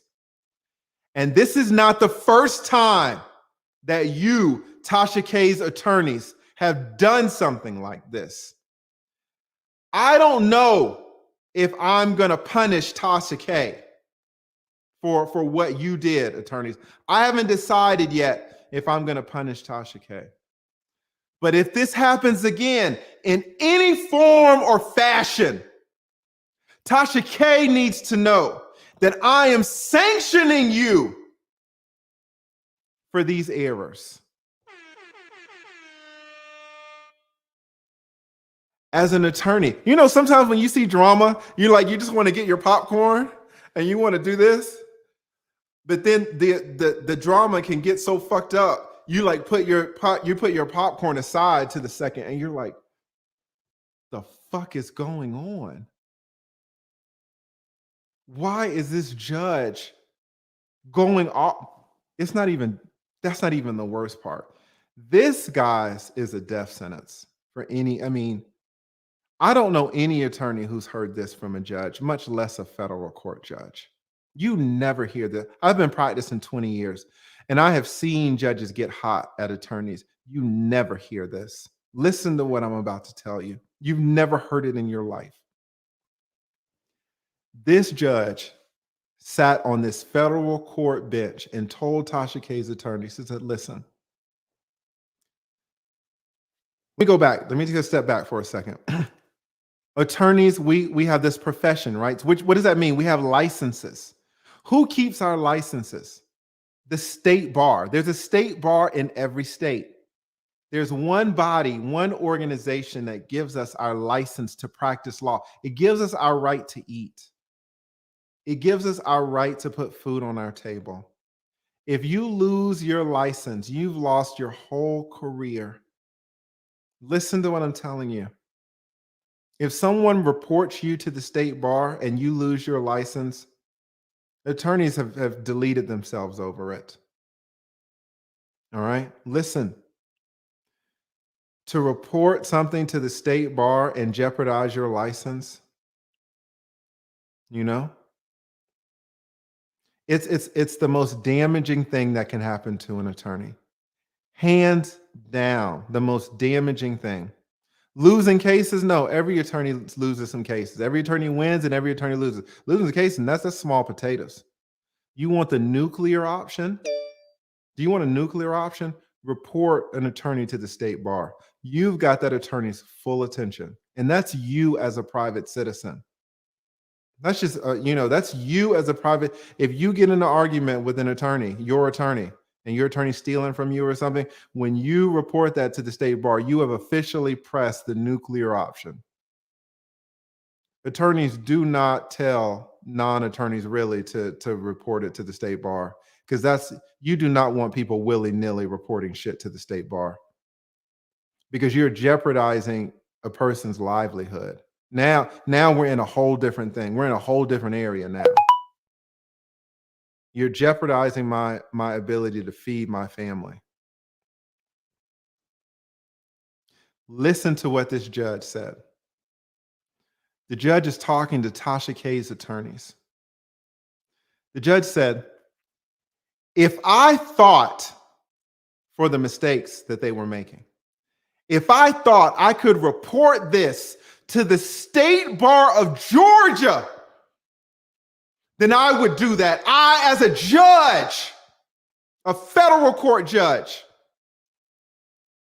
would report you to the state bar of Georgia. In fact, I'm going to go home. I'm going to review the rules of the bar to see if I can do it. I said, when a fucking judge in the middle of a case threatens to, says a judge is going to go home and research whether he can report you to the state bar. These are Tasha K's attorneys. This happened way back earlier in the year. This judge is sick, is absolutely sick of Tasha K's attorneys. I've never heard a judge in 20 years say he's going to research about not a federal judge, research reporting attorneys, particular attorneys to the state bar for all the errors that they're making. Then later on, first he called them wholly unprofessional, then later on called them totally unprofessional. Again, going to the professionalism, going to the ethics.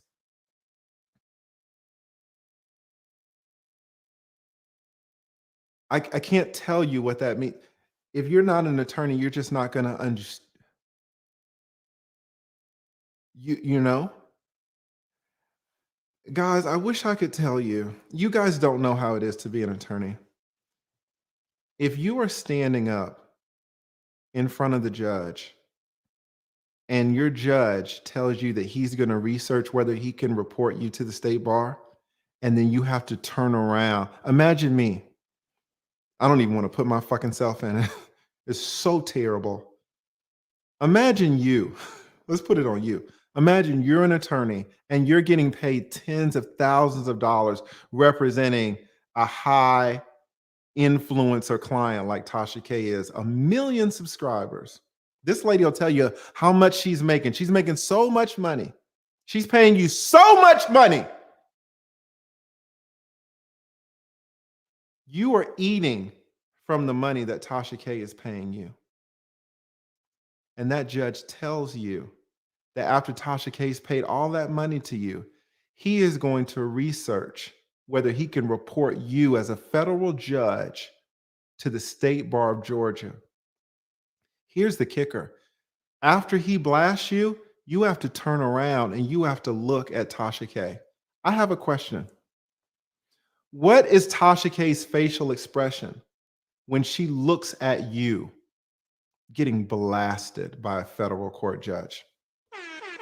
Can you put yourself in that situation as a person? Imagine the embarrassment. That's why, I know Tasha K came at me and, but I'm really not taking any pleasure out of this. Any attorney is shocked looking at this. Because we know what it's like to be embarrassed in front of our client, but this is a level that is just never seen in careers. Imagine Tasha K looking at you, knowing she's paid you tens of thousands of dollars. Tasha K heard it.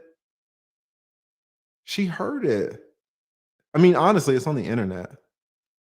Everybody's heard it. How do you feel as an attorney when the judge threatens to report you to this? Right? And the judge goes further.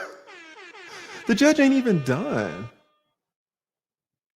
Listen to what the judge said.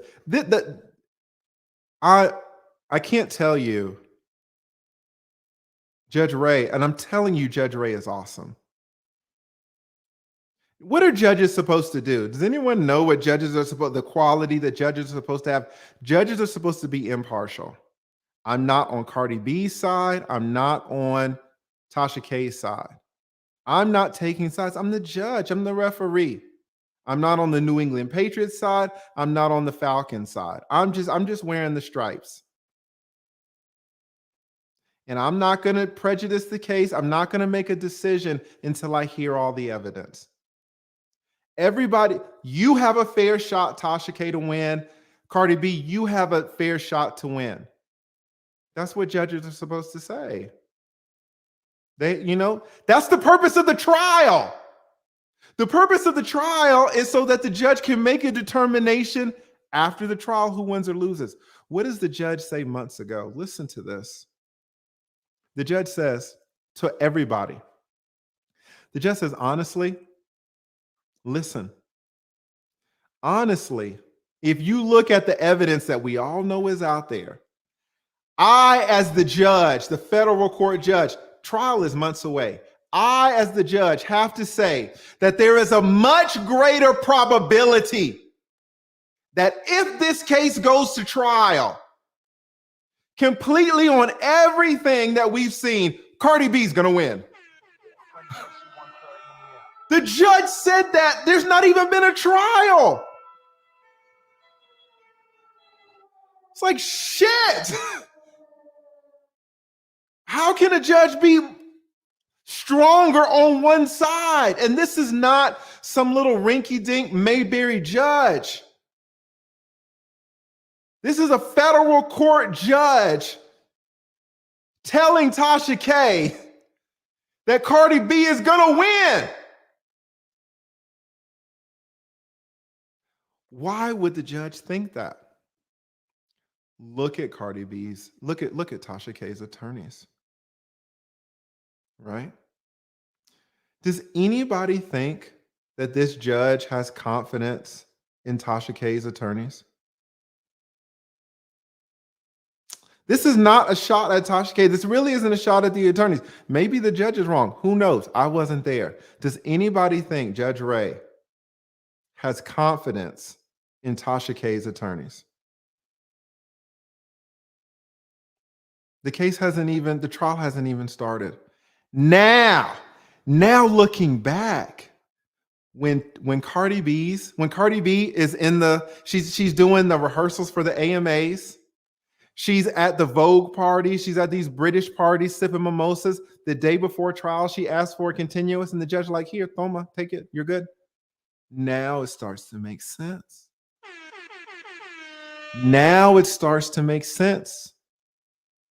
Why the judge is like, oh, you want to continue it? Here you go.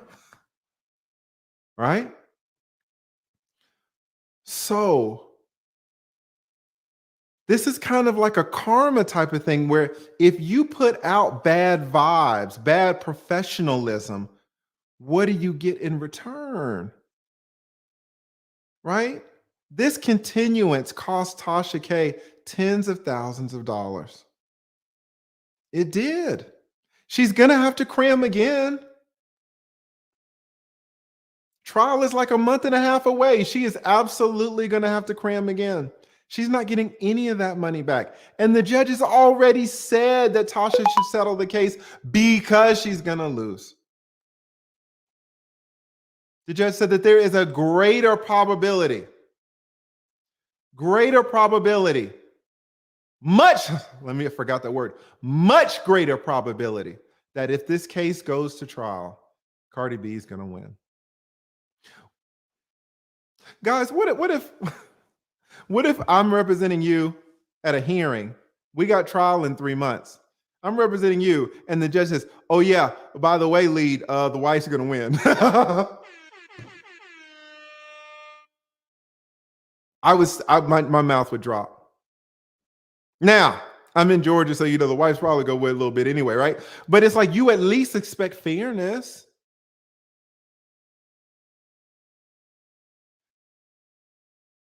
The reason that karma comes up is because if you show the judge bad professionalism in March, that will absolutely affect you in November. This judge thinks that Cardi B's, Tasha K's attorneys are trash. Let's just be honest. Can we be honest? Call them wholly unprofessional. Call them totally unprofessional. A federal court judge, and then said he's going to go home tonight and research whether he can report them to the state bar. That's why continuances are being handed out so freely. All right. So, am I saying all this just to rag on Tasha K? No. I talked about Omi and the Hellcat going to prison. I talked about Bill Cosby going to prison and then getting released. I talked about Kwame Brown going to trial. This is what I just talk about stuff, guys. Some of y'all win. Bill Cosby won. Shout out to Bill Cosby. Right? And this is definitely not a shot at the attorneys. I don't even know her attorneys. But the judge thinks that they're trash. And I cannot believe some of the stuff this judge is doing against Tasha K's attorneys. Right? What are any lessons that we can learn? Guys, a lot of y'all have been to court. Some of y'all are going to go to court. I've represented some of you guys. You can learn from this. What do you need to know? The number one rule you need to know, guys, is that judges are human beings. They're people, right? Some of you go to court in flip-flops. This judge who thinks he's so special, he's thinking he's up there on the bench and he's got his bailiffs and he's got his secretary. He thinks the courtroom is like his sanctuary. You have walked into his sanctuary in flip-flops. I saw a dude in state court. He came in, he had a shirt that said, "I eat pussy." That was for a traffic ticket, right? It was for a traffic ticket, but you think the judge gave him a break on that traffic ticket? The judge made him turn his shirt inside out. The judge made him go to the bathroom, turn his shirt inside out, put it back on, and come on in. Judges they're just like humans. They have prejudices. If you get on a judge's bad side, get ready. Guys, is there anybody in this There are 2,600 people. 2,600 people in this chat. Does anybody think Tasha K's attorneys can get on this judge's good side? Wholly unprofessional, totally unprofessional, researching to report them to the state bar. And Cardi B is going to win. Does anybody think Tasha K's attorneys can come back out from under this judge? That's how some of you are going to be when you go to court. When you go to court, dress nice. Put some slacks on, a button-down shirt, put a tie on if you can. Look professional, smile. Yes, Your Honor. No, Your Honor. Right? This is kind of the karma stuff. If you put forth that you are professional, so many times you will get that back. You're seeing it play out here. And guys, if we're honest, it's not just confined to the courtroom. Sometimes if you're nice with these police officers, they might cut you a break. Sometimes if you're nice to the wait staff, go to your restaurant and act a fool and see what happens to your food. Is that karma? Cuss your waiter out before you get your entree. And then tell me if your entree tastes funny when he brings it to you. Is that karma? Right? What do you think? Guys, I'm going to open up the lines. I'm going to drop the link. I want to know how you guys feel about this, right? Let me give a big shout out to our man Jonathan Barronville, the sponsor of the stream. Says shout out to J.R. Lapeef. Y'all better stop sleeping on that man. Right? He's killing the game. Absolutely killing the game. Shout out to Luke Hazley. Thank you so much again, Jonathan, the sponsor.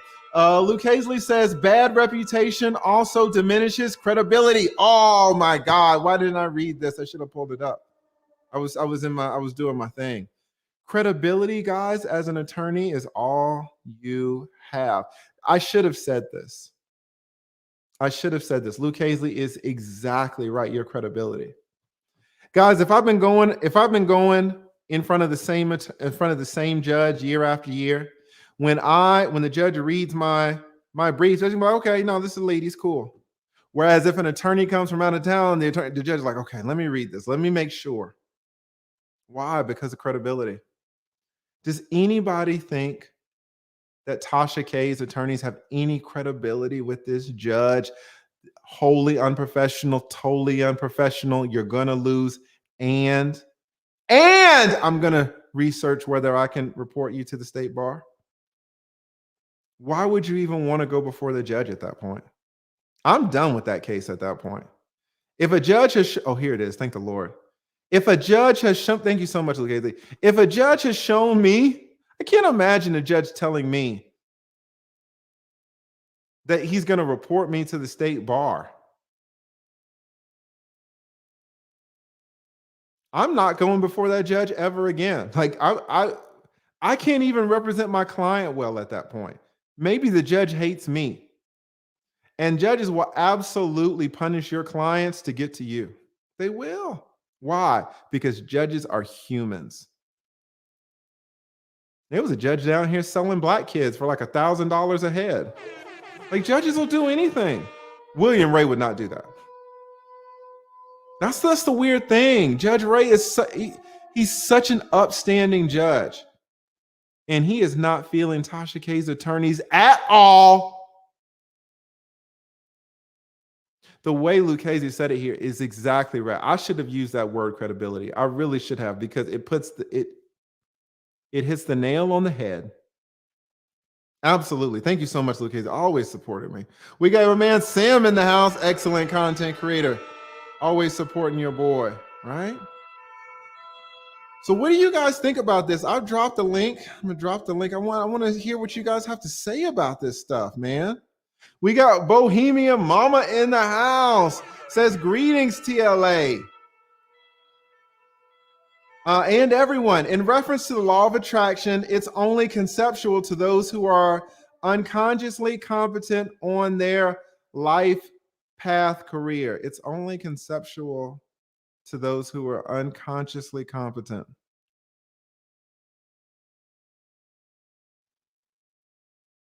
If you are unconsciously competent,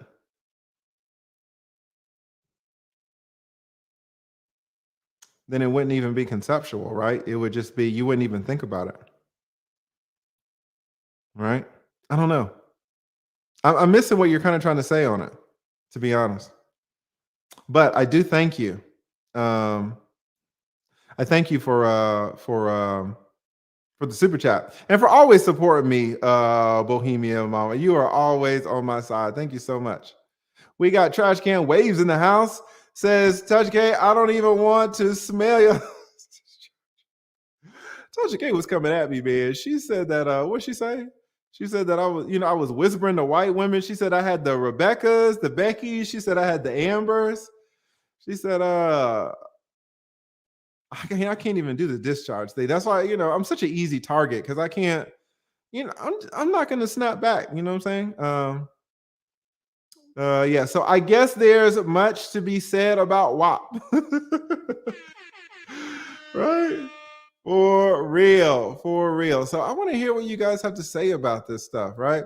Shout out to Tony Smith. Really appreciate that, Tony Smith. Shout out to, so I don't think her attorneys have experience taking on big cases. It seems like they're most experienced with dealing with contracts. Who knows, right? Now that judge is crossing the line. It's like, goddamn, right? But he's such a great judge. That's the thing. And I already said this, but thank you again so much. Stay quiet, regretful. I think I said that. I guess there's much to be said about wow. Maybe the judge got some of that wow. Totally on one side. But the mistakes that Tasha K's attorneys are making, it's like, damn, this judge isn't snapping for no reason. This judge is not snapping for no reason. That's what I want you guys to understand. This is not just some crazy ass judge. Right? Shout out to Security Boss Unsolicited, excellent content creator. If one of the moderators could drop her link. Yeah, it's like, thank you so much, Security Boss Unsolicited. Excellent. Charles says, should Tasha K file an effective assistance of counsel? How do you even go to trial with these attorneys when the judge has already said you're going to? Listen, what she should do, the judge already told her what to do. The judge already told her what to do. What did the judge say to do? Settle. The judge said, I don't know what y'all's deal is. The judge told Tasha K's attorneys to settle the case. Stop fucking around and settle the case. You're going to lose. Keep playing. Keep playing. See what happens.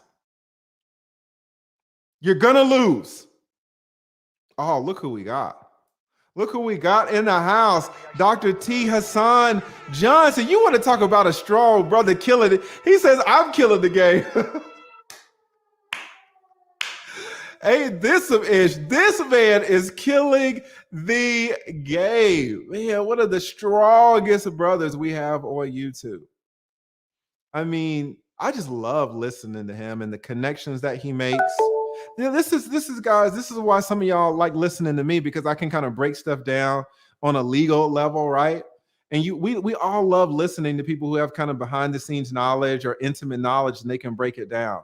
And that is absolutely how Dr. T. Hassan Johnson is. The way he breaks down things, you're like, man, you start seeing things in a new perspective. Hopefully in this stream, I've helped you guys kind of see things in a little bit of a different perspective, especially how these judges are, how these attorneys are, right? But and the way Dr. T. Hassan Johnson, he will absolutely give you a different perspective, if a much more informed, better perspective than what you had before you watched his videos, before you listen to him speak. If one of the moderators could please drop the link to his channel, it's absolutely amazing. I'm glad to have you in here. Shout out to the Dr. T. Hassan Johnson. Let me bring co-counsel in. Let me bring co-counsel in. How do I do this? Because for some reason the names aren't coming up. Oh, here we go. We got Marty Collins, ESQ, in the house, Esquire. We got another attorney. Let's fill this stream with attorneys. Marty Collins, can you hear me? Marty Collins? I am here. I was muted. How are you doing today? I am doing great. How are you? I'm really well. It's a good listen today, Lead, giving all this insider information on the do's and don'ts of lawyering. And we see it, right? We see people walk into the courtroom and they're not prepared, and they dress like anything. And people don't realize that these judges, when 5 p.m. hits and they get out, they're just humans. Some of them are nice. Some judges are mean. Some judges are vindictive. Some judges hold grudges, right? They're just people. So we absolutely want to put our best foot forward. Like, what do you think? I mean, just as an attorney, and you're giving game too, because a lot of people don't have our experiences. Can you tell the people, just regular people, they might not appreciate, but what do you think as an attorney? If you're sitting in the courtroom and you hear a federal court judge, not a magistrate court judge, not a state court judge, but a federal court judge tell an attorney that he's going to go home and research whether he can report that attorney to the state bar. Like, what would you think as an attorney hearing that? It's mortifying. You're hoping no one else is in the courtroom. You're hoping it's a slow day. Yes. And that it does not leave the confines of the room that day. Exactly. And even you have to turn around and look at your client, right? Your client heard the judge say that. No, she couldn't have. She could not have been there. It's on the internet. Oh. It's on the internet. It's terrible. The audio. Well, then what, Lee? Then I'm cutting right into the knife that you brought out so skillfully today, and in waiting to verify this information, knowing what she said about your lawyering skills and whether anyone should be dealing with you. It's crazy, right? What do you think about all this?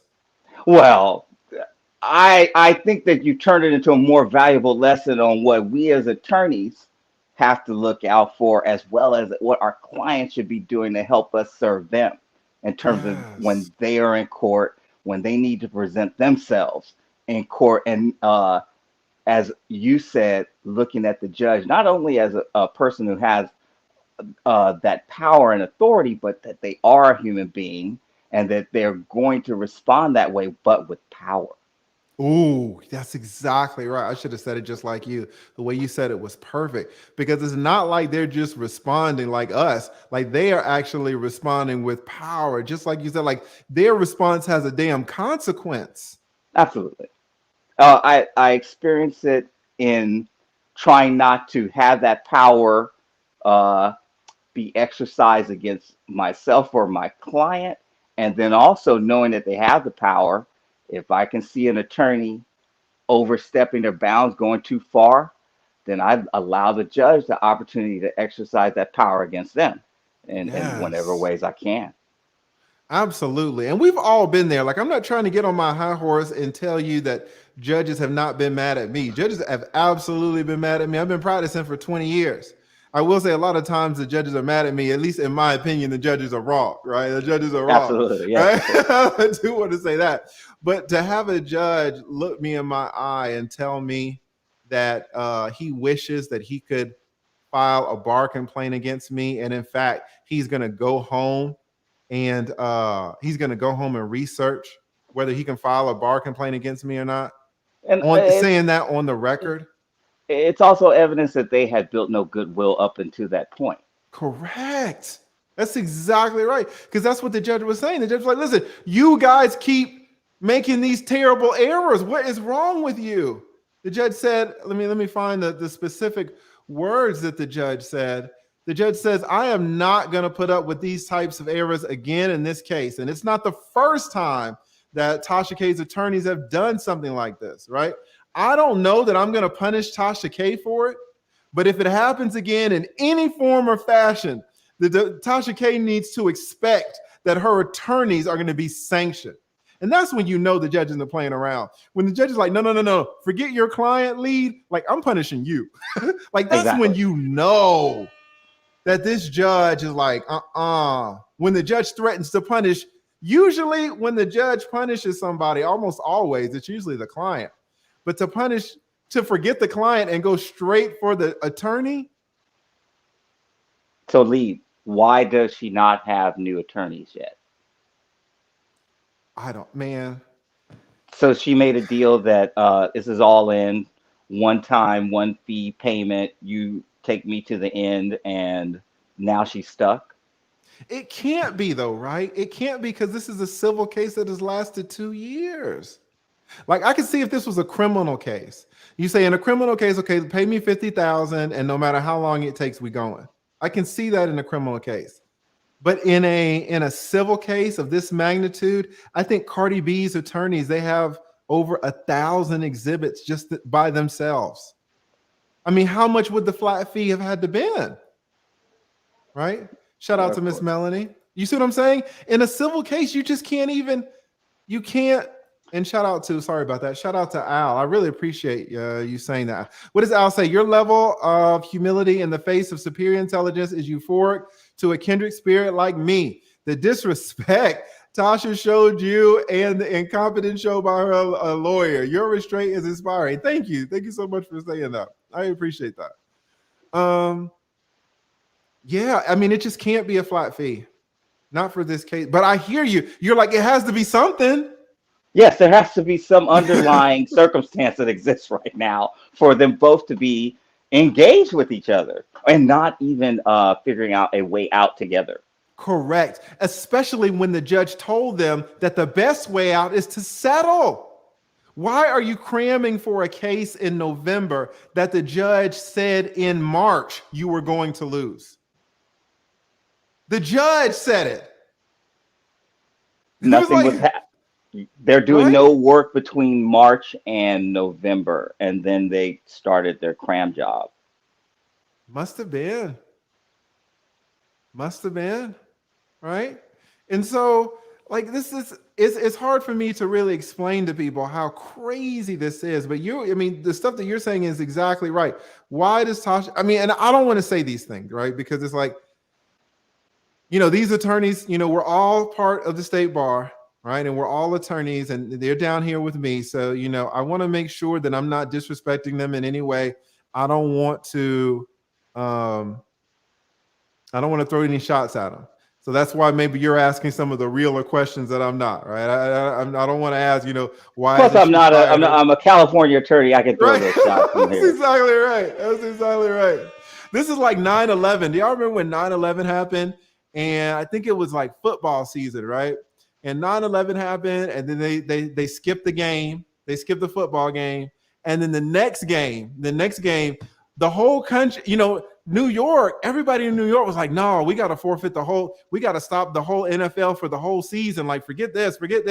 And the whole nation, everybody that was outside of New York was like, yeah, well, what about it's like, if you're in it, if you're in Georgia, I'm like silent. I'm like, no, I don't know. Sure. You're like, no, man, she needs to fire. Yeah, this needs to happen. Yeah, that's and the audience is quickly getting up to speed. they're asking the right questions too in the comments too. Gotcha. Yeah, I really haven't even seen the comments so much, but yeah, I'm just so glad that you come up here. You kind of give help give an attorney side to this, because this is not an everyday occurrence at all to hear judges talk like this, especially federal court judges who are appointed for life, and judges who have vast experience.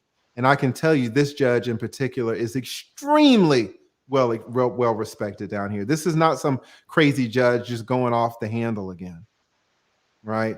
And Right. so to hear you come up and say, yeah, I don't know what the hell's going on. I mean, I don't know how many ways a judge can tell you need to settle a case. Right now, to be honest, it's not all in Tasha K's hands. Right? Why, if you're Cardi B, why would you settle if the judge already told you were probably going to win? How can you settle it by yourself? None, and as I recall, it's a lot of bad blood. Not that I want to know too much about the situation, but yeah. Cardi B's attorneys could say, listen, Tasha, the judge has told you to settle. The judge has told you that in all probability you're going to lose. So we're going to help you out a little bit. All right? We're going to help you out. We're going to help you settle the case so that you're not embarrassed. Go on and hit us on the Cash App. We'll sign a disclosure saying we settled the case. Just go on and hit us on the Cash App for $15 million.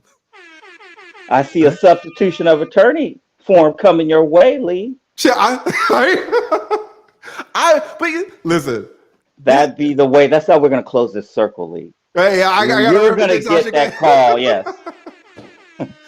Listen, I think that I would just, this case is done. Shout out to the late, great Johnny Cochran. No one could step in. When the judge has already said 8 months ago that this case is a done case, Tasha K, you need to settle. Tasha K, you need to settle. Tasha K, you need to settle. Attorneys know that, as attorneys know that other attorneys are not magicians. And when a judge has continuously said on the record that you need to settle, it kind of almost doesn't matter now who sits in that chair. You settle with humility. You bring Cardi B on the show. Yes, right? Give her a big hug, give her a shout out. And then you get the kickback from YouTube on the revenue. And there you go. That's how you do it. That is absolutely how you do it. Listen, Marty, man, I really appreciate you coming on. Do you have a YouTube channel?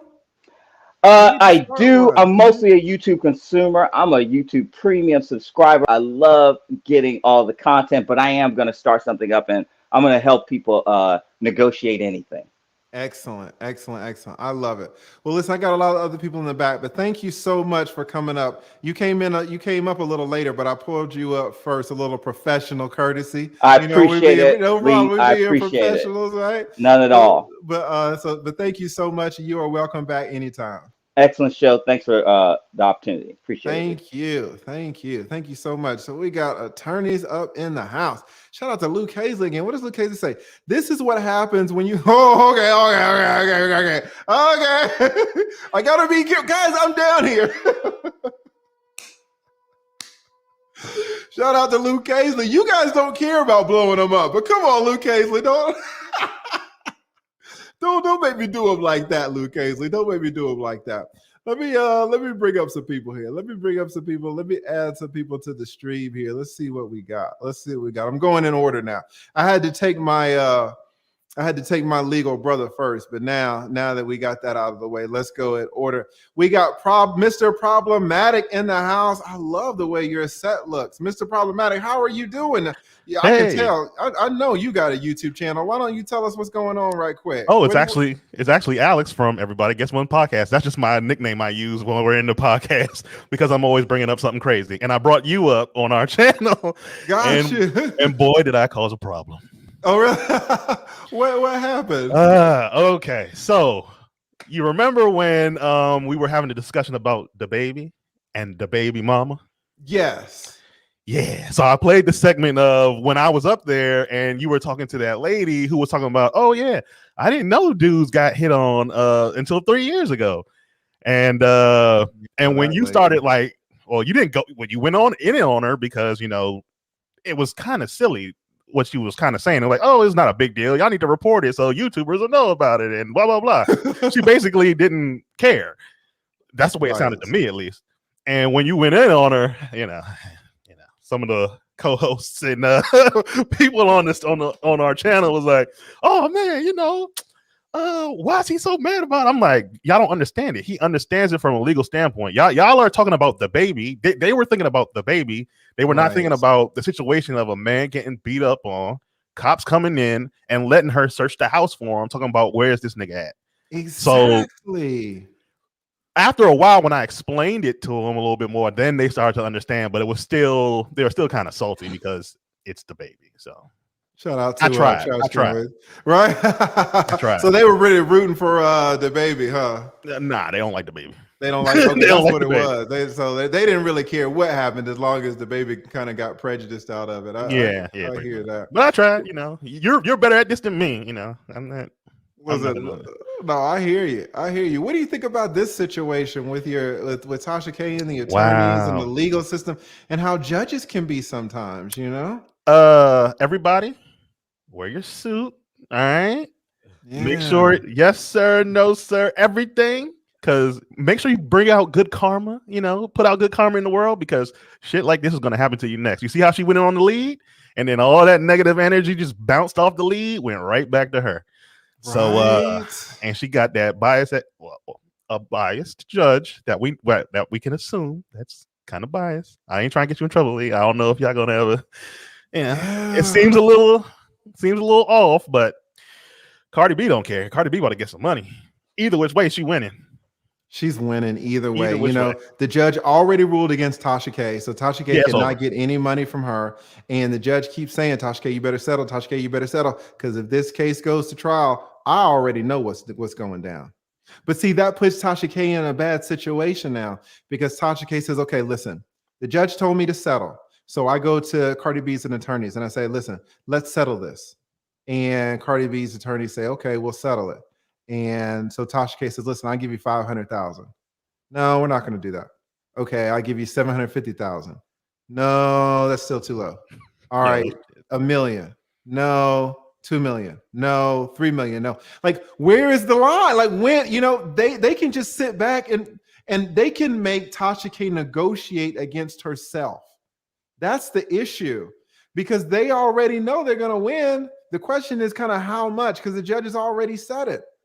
So it puts Tasha K, she has no leverage. She has no bargaining power, because Tasha K, the judge has already said, hey, Tasha K, I hate your attorneys and you're going to lose, right? I mean, that's not the way he said it. But, and again, I want to say that the judge isn't biased, but I want to say that the judge is calling it like he's seeing it.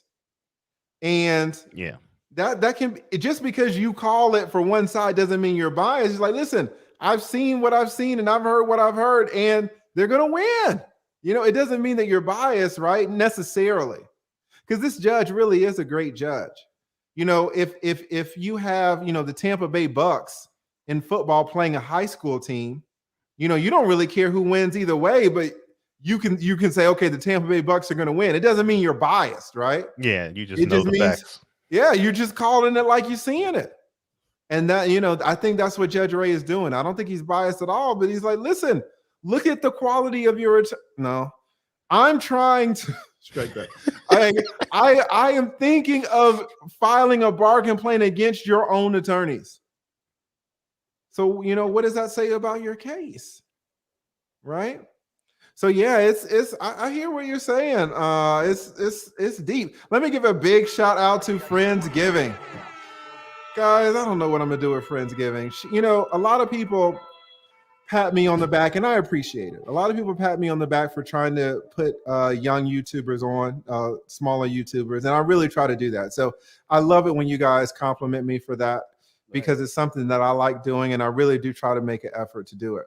But what I kind of do is on the front end, right? I'm helping you guys out. I'm going on your channels. I have you come up on my channels so you can kind of see the work that I'm doing. And with Friendsgiving, she's like me, but on the back end. She's helping so many YouTubers. She's encouraging them. She's sending them cash apps. She's sending them super chats. She's writing them very long, heartfelt emails. She's written me some just fantastic, encouraging emails. You know, we've all thought about quitting YouTube. You know, even the Tasha K. Now that Tasha K, if the Tasha K thing had happened to me a year ago, I'm not sure I would have been here now. It happened to me at a time when my channel was big enough to withstand that, because it really wasn't her. It was all the damn winos that came over, and the winos that were emailing me. And you know, when they came, I had confidence as a YouTuber, but I didn't have that confidence when I had 800 subscribers or 1,000 subscribers. Right? When we're small, it's so hard to keep going. And Friendsgiving, I mean, she just encourages us on the back end. And it's something that you never see. She doesn't even have a damn icon up there. She never comes up on a damn panel. She never does anything. But, you know, in fact, I emailed her today, and I'm having whenever I hit my 100,000 subscriber mark, probably in February, I want you guys to, I can probably fit 30 of y'all in Fogo. Now, 15 of y'all are already in my mind on the guest list, but the other 15, y'all should email Gail or something and let me know if y'all are going to be in the Atlanta area around that time. But, you know, I told Friendsgiving she's absolutely on the list, and she was acting like she didn't even want to come. Now, granted, she lives in Tennessee, and I emailed her today. I was like, listen, if you don't want to come to me, that's fine. That's fine. I will come to you. You tell me your favorite restaurant, and I will take you out to your favorite restaurant. And just for all the support that not only she shows me, but for that she shows so many other YouTubers, small YouTubers. So I just want to take a second and acknowledge her. You guys acknowledge me so much, and I'll be honest, my ego loves it. I really do try to be like the O'Shea Duke Jackson, the 2.0 version, helping YouTubers get on. But I get credit for it, and she doesn't get a lot of credit. So while we have 2,000 people in the chat, I absolutely do want to sing her praises. So thank you so much, Friendsgiving, for all that you do for all of us. You are really a guardian angel to so many of us small YouTubers. So thank you so much. All right. So yeah, Mr. Problematic, I'm sorry you kind of got in trouble for that clip that you put up. Of me, but I'm pretty sure you handled it. You handled it great. Yeah, I tried. All right. Excellent. So do you have any closing words before I rotate the panel? Yes. If everyone could go and follow Everybody Gets One's podcast on YouTube. Because of the lead attorney, we got about 116 subscribers right now, so we still trying to grow. Excellent. And y'all see the name right there. Oh, that's my IG and everything, but it's Everybody Gets One podcast. Just look that up on YouTube. Everybody Gets One podcast. Yep. Perfect. Yes. Well, if everyone can if one of the moderators could drop the link to that chat, that would be to his channel, that would be great. There you go. Oh no, that's the wrong one too. God. You got so many identities, right? I know, too many identities. Right? So but yeah, so thank you so much, Alex, for coming up. Really appreciate that. All right, thanks. No problem. All right, moving on. Who do we got? We got Big Time Drum. Big Time Drum, how are you doing? Everything is everything. Love it. Yes. Do you have a YouTube channel? Are you putting up content? Like, what are you doing, Big Time Drum? Well, I got a YouTube channel. It's called Big Time Drum. I am a drummer, songwriter, and producer, and I do have videos about myself playing. Every once in a while, I'll talk about a topic, but it's all generally centered around music. So that's what my channel is about. Excellent. Now, what do you think about this whole Tasha K situation with the attorneys and the judge? Do you believe in karma yourself? Kind of, what are your feelings on this? Well, first of all, I hear what you're saying as far as the karma, but I think from what you just said, it sounds like the judge is basically trying to make an example of these lawyers, saying, if you're gonna come to me trying to, get the best representation as far as your client and get the best case happening, y'all guys need to come correct and not come sloppy. Because the minute Yes. you come sloppy, I'm gonna tear you guys' asses to shred, right? Hmm. And speaking of, so I'm just curious about something, lead attorney. I got a question for you. Yeah. Would you be surprised if Cardi B's lawyers took the video of Tasha K and you and used that as part of the presentation to say, look at what also Tasha K has done? I would be surprised. Judge Ray don't care nothing about me, right? I mean, here's the thing, and it's kind of interesting, kind of piggybacking on what Alex said, but in a different way. Right. It almost seems like the judge has his mind made up. Right now, I that would think be he already does. yeah, that would be funny if he used me if I showed up. Do you guys think? Listen, I think the trial is set for I think January 5th. Do y'all think I should show up in federal court and You just sit should. there with my popcorn and You just should. figure? I have never met a big YouTuber. We got Kwame Brown down here. We got Kevin Samuels down here. We got Tasha K down here. We got the roommates down here. We got AMS down here. Yeah. We got so many big YouTubers down here in Atlanta, but I've never met any of them. It would be cool to actually to meet a fellow YouTuber. Maybe I should As, go to her trial and just as a matter of fact, yeah. Check this out. As a matter of fact, and this is just my humble opinion, I think with Tasha K, it would be in her best interest to do much damage control by trying to get on your good side because clearly you're, outlining all the mistakes, and she should be coming to you saying, you know what, lead attorney, I just want to make this up, and my counselor is really doing a trash job, and it's bad enough that the judge has already trashed them. So can we make this up, and maybe you can possibly represent me? Do you think that would be a good angle for her to come at you, just so that she could save face in case they anything is used against her as far as with you? Because I really believe that the lawyers on Cardi B's side, I really think they're going to try to use something in as well as all the other incidents that has probably happened just to establish character. yeah.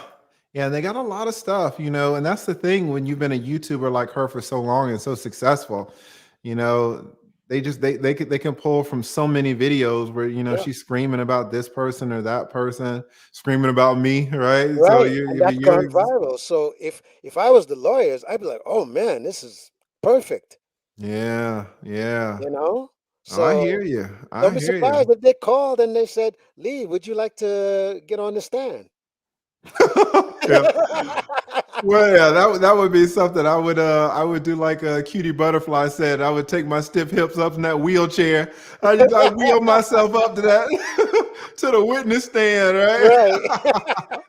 Yeah, that would be hilarious. Listen, For thank you real. so much, Big Time. You got it, brother. I really appreciate you coming up here, Big. I always want to call you Big Time Mike.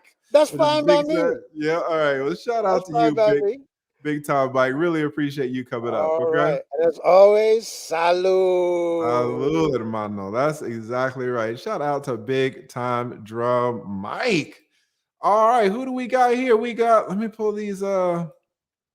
We got Biz. Is that Biz? I ain't got my glasses This on. We got Biz. Can you hear Biz me? in the house. How are you Can you? doing? I'm doing great, man. Can you hear me great? Can you hear me well? Yeah, it's a little bit low, but yeah, I can hear you. Okay, Biz. hold on. Let me turn up a That's little better bit. right there. I guess if you Awesome, face awesome. So, the microphone a little bit. Do you have a yeah, YouTube channel? Your setup looks great. yeah, I have pretty much. I'm a musician. I tour the country. That's my whole life. I run a podcast called Gas Mask Tribe Podcast, where we filter out the bull. And thanks to you, I get a lot of actually great tips on filtering out the bull because in the attorney way, you're breaking it down in the attorney way of filtering out the issues. I kind of do it more so a musician in an entertaining way. I've been playing Mhm. drums for about 20 years and doing the entertainment world for about 20, and I'm still young, about 20 years. Nice. But I'm really thankful for your channel and I like appreciate what you do, man. It's really really awesome. I And appreciate that. I wanted to give a story on what enticed me to call in was you said something about flip flops, right? Mhm. And love your chat room. Love the chat. The You chat is guys in the chat undefeated. is I awesome. really Hey, do love my chat. y'all what's Yes. up? Respect to the chat. But Salute. I went to court. I'm in California, so I live in Los Angeles, and I had a traffic ticket, and I went to court in Victorville, and my dumbass thought it was okay, being the little city guy, thought it was okay. I walk in there with some flip flops and some cargo shorts, and it didn't turn out as much as I thought. You know what I mean? The best way. I tell you that. Yeah, And I judges thought it was don't just like it. something simple. You know what I mean? And no, it's not a good idea. It's not a great deal. So I'm thankful for, like, it was weird how you said that, because I'm pretty sure you've seen that multiples of times, people coming in court, with Absolutely. stupid shit on. All the time. And it's usually, like you said, for traffic tickets and stuff like that. People don't want to be there in the first place. Oh, let me just show up right quick and handle Right. this. And Yeah. yeah, the judges don't like it at all. You're exactly right. And So I wanted mhm. to, but I wanted to kind of give you, kind of explain a little bit about the Tasha K issue and the Cardi B. And I think the great point was that she does have the AMAs coming up, and she is a host of it, and how that would kind of like conflict, in a way, but it actually backfired, you know what I mean, and showed favor and Tasha K's, essence. So I mean, I'm sorry, not Tasha, and Cardi's essence. So I mean, and from what you explained, that really made sense. I really understood that, like, a lot more better now. Being an entertainer and people coming at you and coming up with different things, and you having things locked down, having the actual power to hire great lawyers, and the money structure and things like that. And Absolutely. one thing, have the Travis Scott situation. Have the Travis Scott situation with the $2 billion, them coming at him. Is it 2 Um, billion now? Jesus yeah, Christ. I mean, it could, what I mean, but that's what was in the papers. Also, the how the 10 people have passed away and things like that. Do you think, from your essence, that this changes the range of the entertainment world as far as in the law, department? Yeah, it doesn't change. I don't see how it changes anything, to be Okay. honest. Okay. And we knew that it was gonna, spiral. But I covered it a little bit, but then I lost track of it.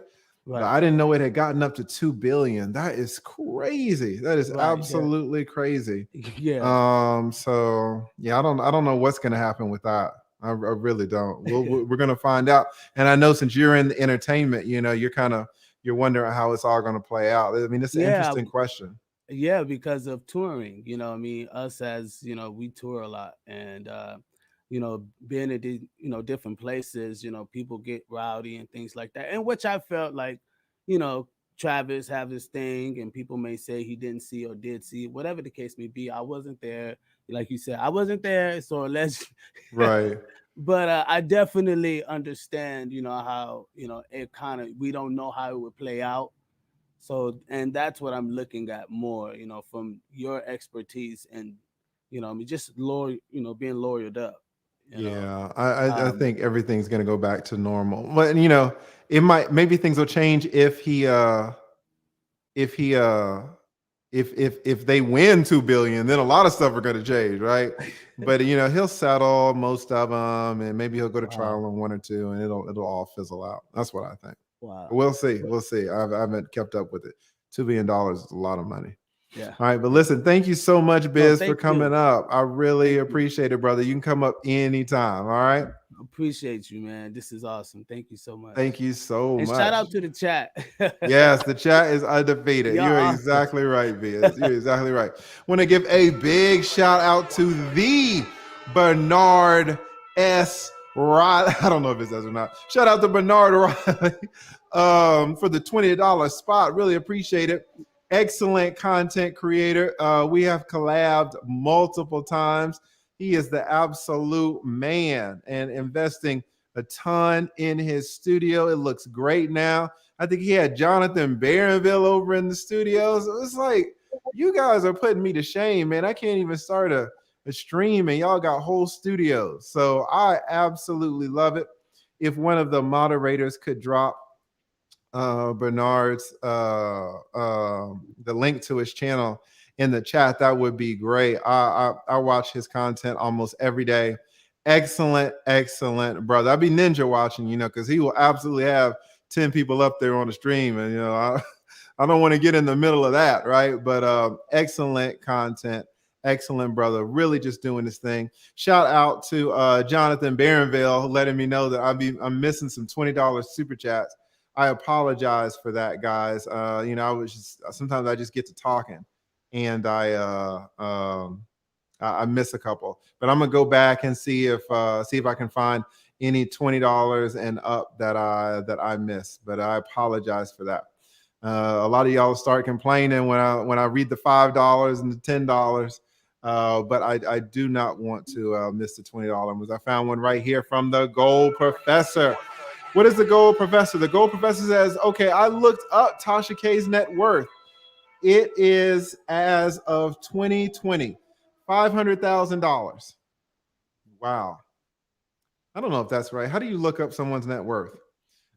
Is it possible Cardi B is trying to financially break Tasha K?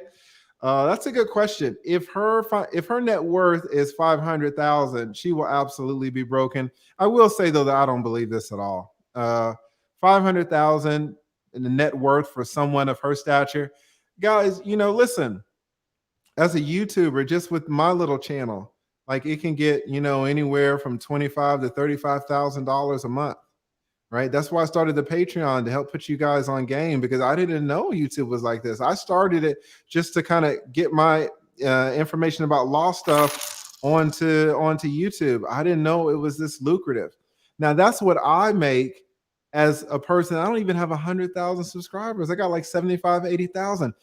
Tasha K has 1 million. She has like 1 million subscribers. Tasha K might get 500,000 in a month. You know what I'm saying? So for her whole net worth to be 500,000, that's very difficult to believe, to be honest. I think she's worth a lot more. But it is telling that it seems like Cardi B's attorneys are unwilling to settle this case. And that might be because of the money. If Tasha K's attorneys, if Cardi B's attorneys wanted 200,000, Tasha K would write that check immediately. But she hasn't written a check yet. What does that mean? It means Cardi B's attorneys want more than 200,000. So how much do they want? Do they want 500,000? Do they want 1 million? Do they want 3 million? Right? These are some of the questions. It's super, super interesting. Shout out to DJ Chris Cruz. Talking about the hand waving. Yes, I think I got those. All right, we got Sane in the house. Sane, can you hear me? Can you hear me, lead attorney? Yes, I can hear you. How are you doing? I'm good, thanks. How are you? I am doing fantastic. I love your accent. Where are you from? I'm from South Africa. South Africa. And we got Ike Ogiamian in the house. We got all the Africans. Shout out to the Africans. We got the African nation up here. Please, guys. I follow Ike religiously, love his content, love his channel. We have collabed numerous times, both on my channel and on his channel. The most intellectual brother in the sector. I know he hates what I say it, but it's the absolute truth. Shout out to Ike Ogiamian. And if one of the moderators could please drop the link to Ike's channel out. Flow her out. Okay. Flyer from South Africa to Atlanta. That might be expensive, right? I might y'all try to break me. Like, let's just focus on Tasha K. Y'all try to break me. So Sane, so you were in South Africa. Had you heard? Yes. Do you follow Tasha K? Do you know who she is? Yes, I know Tasha K, and I just want to correct you quickly. So it's actually Sane.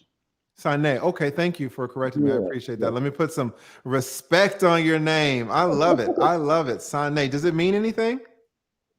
Is that racist? Okay, so that's actually a shortening. My full name is Sanelisiwe, which means we are satisfied.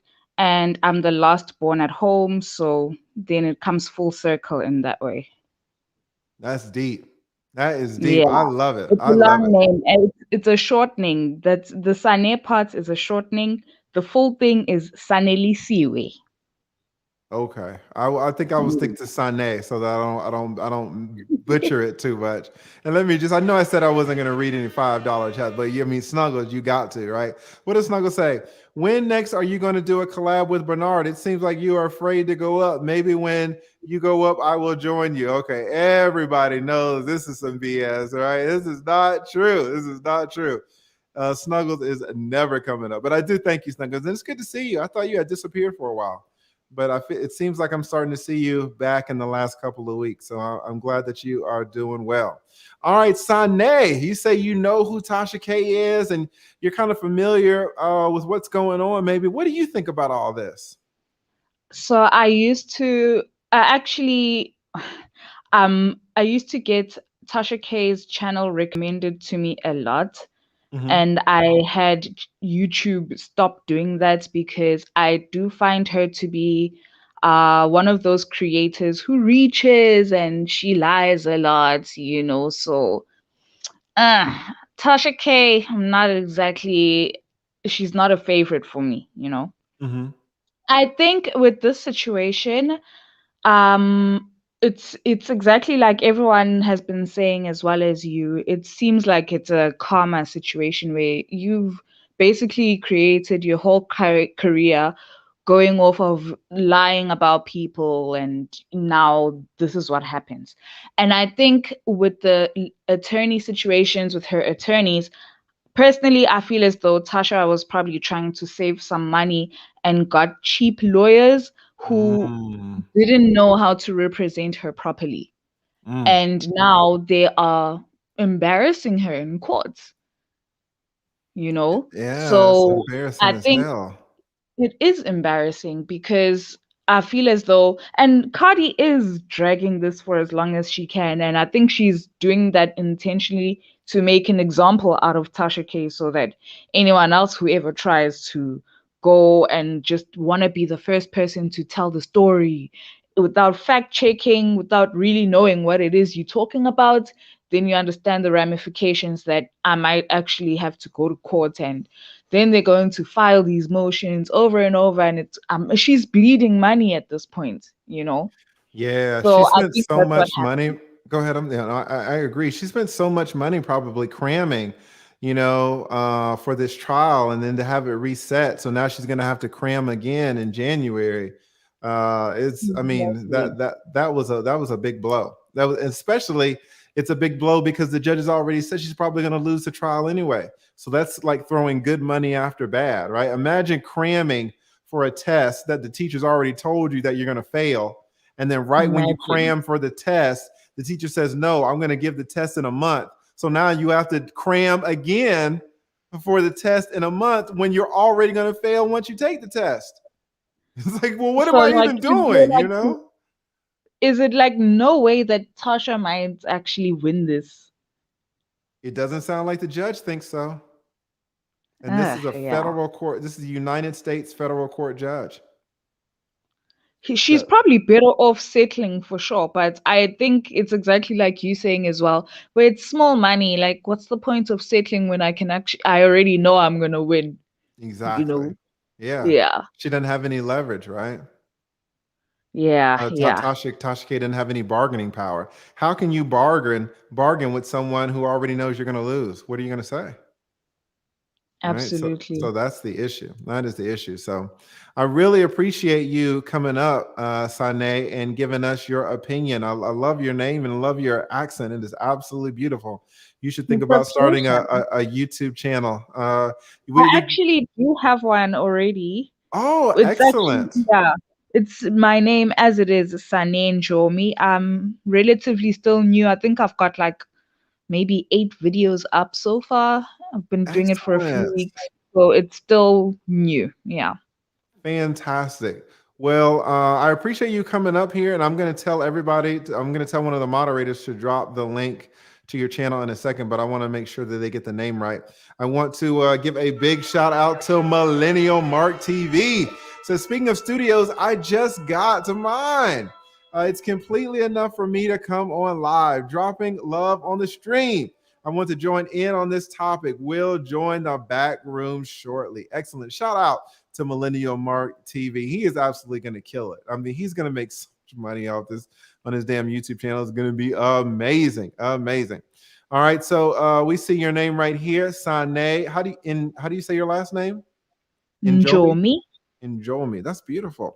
So Yes. yes, if one of the moderators could please try to find her channel. Sometimes they're hard to find if they have less than 10 or 15 videos. But if they could find her channel and then put the link to her channel in the chat, that would be great. Thank you so much for coming up, Sane. Really appreciate it. Thank you so much, Lead. I appreciate it. I love what you do, and keep on keeping on. Thank you. Thank you. Thank you. All right. Really appreciate it. All right. So who else we got here? We got the Seattle Black veteran. Let's hope that his sound is good. We're going to hope. And we just got Sydney back here. So what we're going to do, guys, we're going to close it up after this. So, well, let's do this. Whoever's in the back, Sydney, we're going to get to you, and Sydney's going to be the last person. So we're going to close it. But I think this has been a very instrumental, a very instructive, let's say, a very instructive stream. I love giving you guys the game on what's really going on behind the scenes of these legal cases. I'm not trying to shoot at anybody, not trying to take shots, so, Tasha, don't take it the wrong way. When I do this about, Bill Cosby, some of the brothers got mad at me, right? But I try to call it fair. All right. We got My Vivid Life. Thank you so much, My Vivid Life, for the super generous cash out, right? Talk about flip-flops. I would love My Vivid Life as some flip-flops. Why?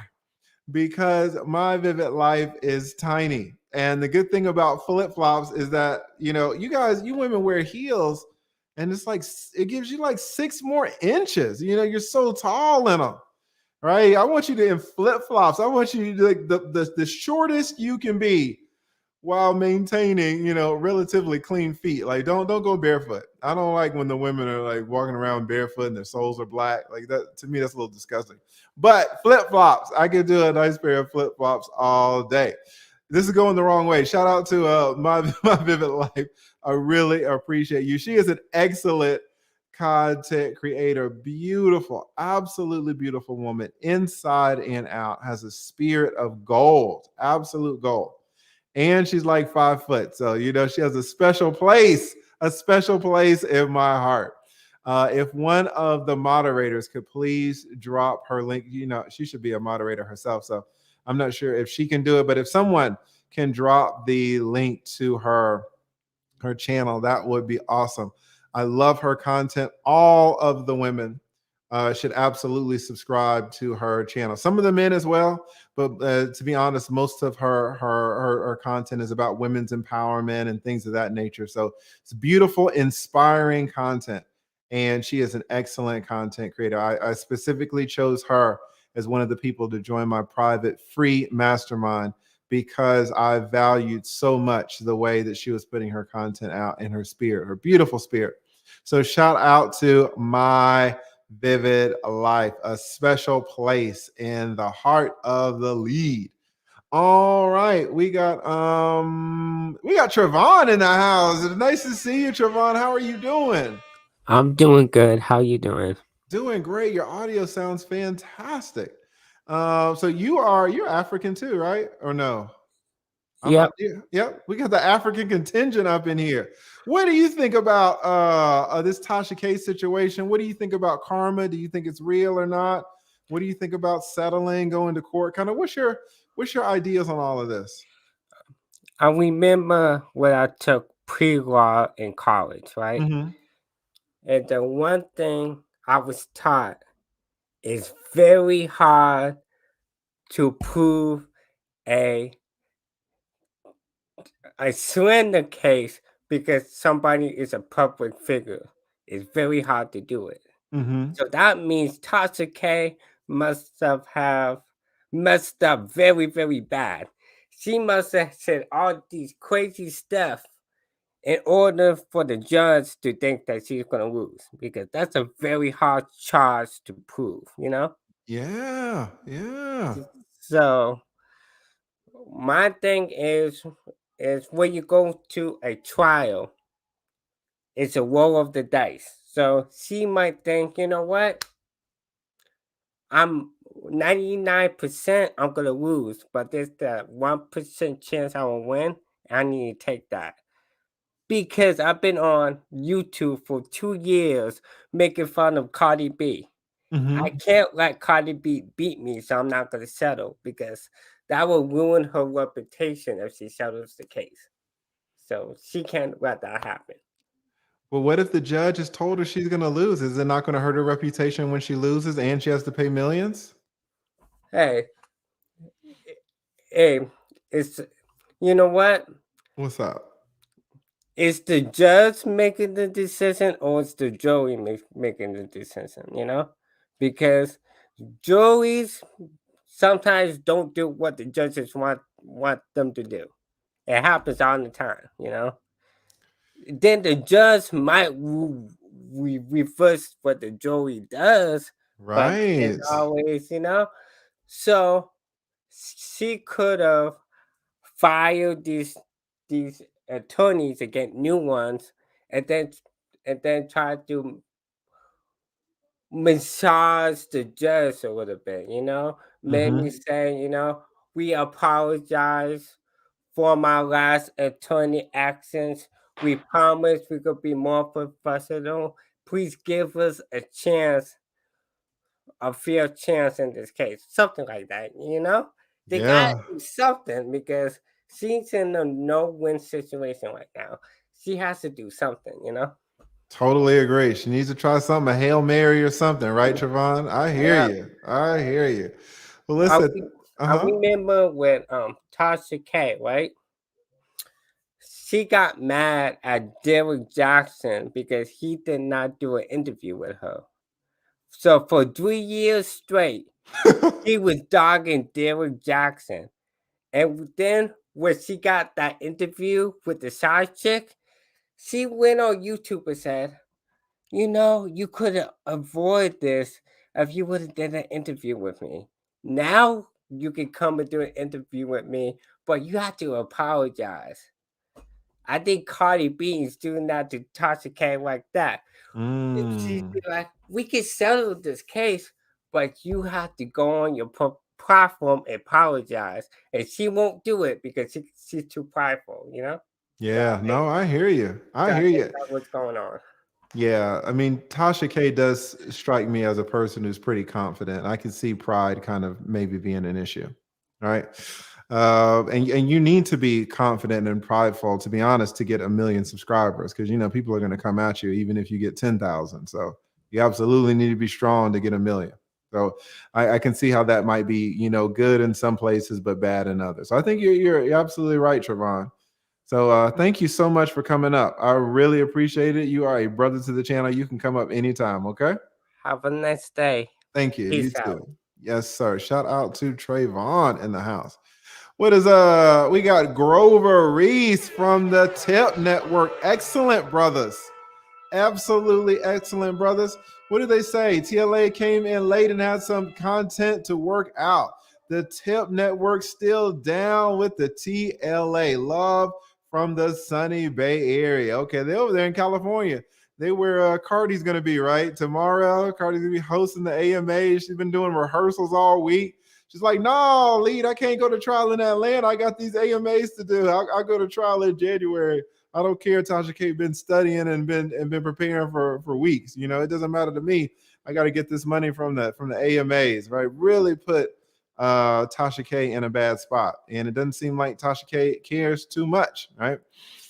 So shout out to Grover Reese and the Tip Network. If one of the moderators could please drop their channel, they do excellent work. The editing alone that these brothers do, it's amazing. I look at some of y'all's channels, like I try to help y'all, but y'all are better than me.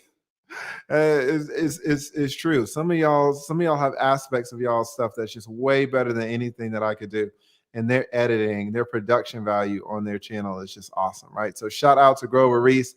and the Tip Network. Their analysis and breakdowns and reactions to situations are awesome, right? And we got our man, the sponsor, Jonathan Barronville says, hold up, TLA, what if they Gucci flip-flops? I don't think, I think the judge would be impressed. No, that's the thing about these, that's the thing about these old federal court judges, right? First of all, they can't see if they Gucci or not. Second of all, who knows? You know, it's not like these judges have anything Gucci in their closet. You're talking about old judges, right? They don't really care too much about Gucci at all, right? But, you know, I don't know. If I guess it matters. It probably matters more if I don't know. Usually, guys, it's difficult. It's difficult either way. You know, maybe if you got some cute feet, maybe maybe that'll help you more than the Gucci flip flops. But the flip flops by themselves are really going to be a strike against you. I really do think people who show up to court, even if they don't have attorneys, they need to at least come in some church clothes. You know, at least come in some slacks. You don't need a suit. Just some slacks, a button-down shirt. You know, if you can put on a clip-on tie from Macy's or something like that, that will go very, very far. Very far. So shout out to Jonathan Barronville. He's like, hey, man, I got the Balenciagas all right. Like, give me some credit, right? But these judges, they're not really trying to cut you any slack. Thank you so much, Jonathan. I really appreciate how you hold me up, man. Thank you.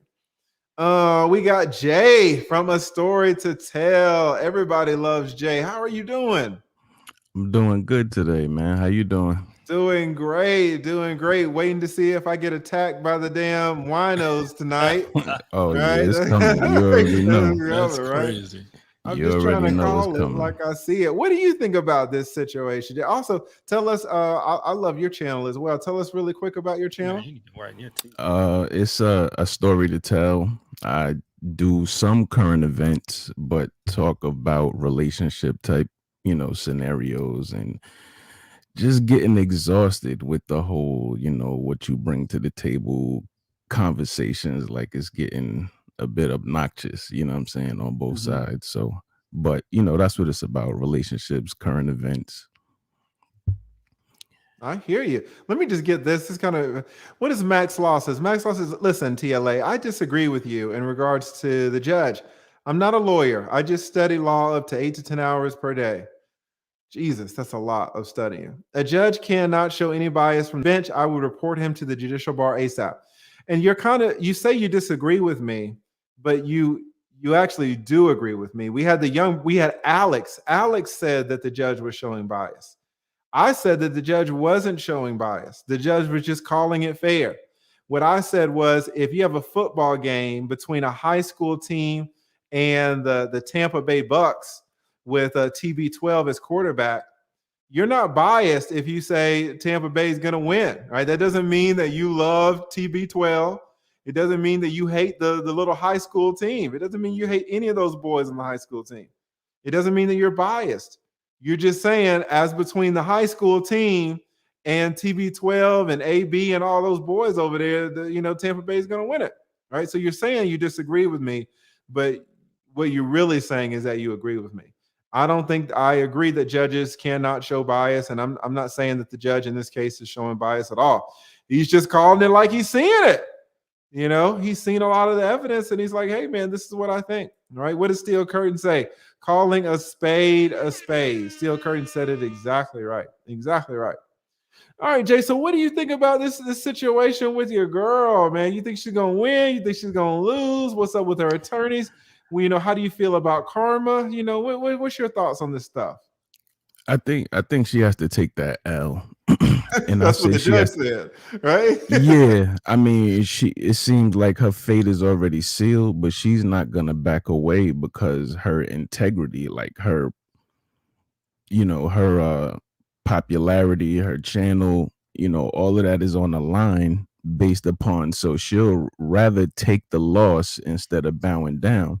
And and I wanted to ask you this question: in a situation where that you're correct, you know what I'm saying? Like, people, men that have been scorched by this woman. You got guys on your line like, yo, man, she got me, fam. You know what I'm saying? Yeah. What do you do when you know actual people that have had, been scorched by her? Do you bow out or do you stand and fight? Wait, so some men have been scorched by Tasha K?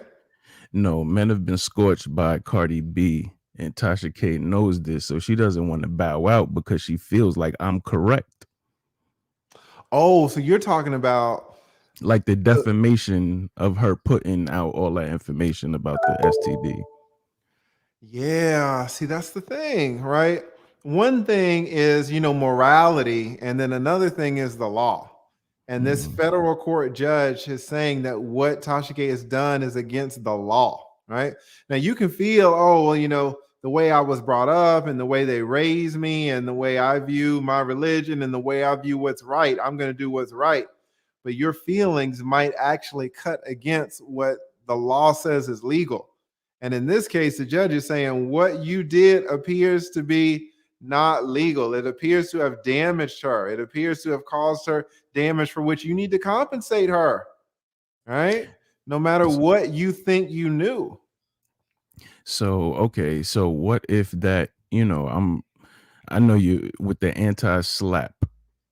What if those conversations were already taking place online where, you got the guys who actually got scorched and you just have people flocking to that topic, and then Tasha K kind of takes it and, she has a bigger platform. So of course it's going to get to more people, but you have victims making Instagram live videos like, yeah, dog, she got me. That's the thing though. It's like, how can you prove it?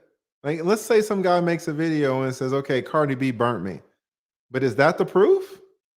No. So what if Tasha K takes something that would like anti-slap where the participation of the conversation online happening already and she's just participating in the conversation, but she gets the attention because she has the bigger platform?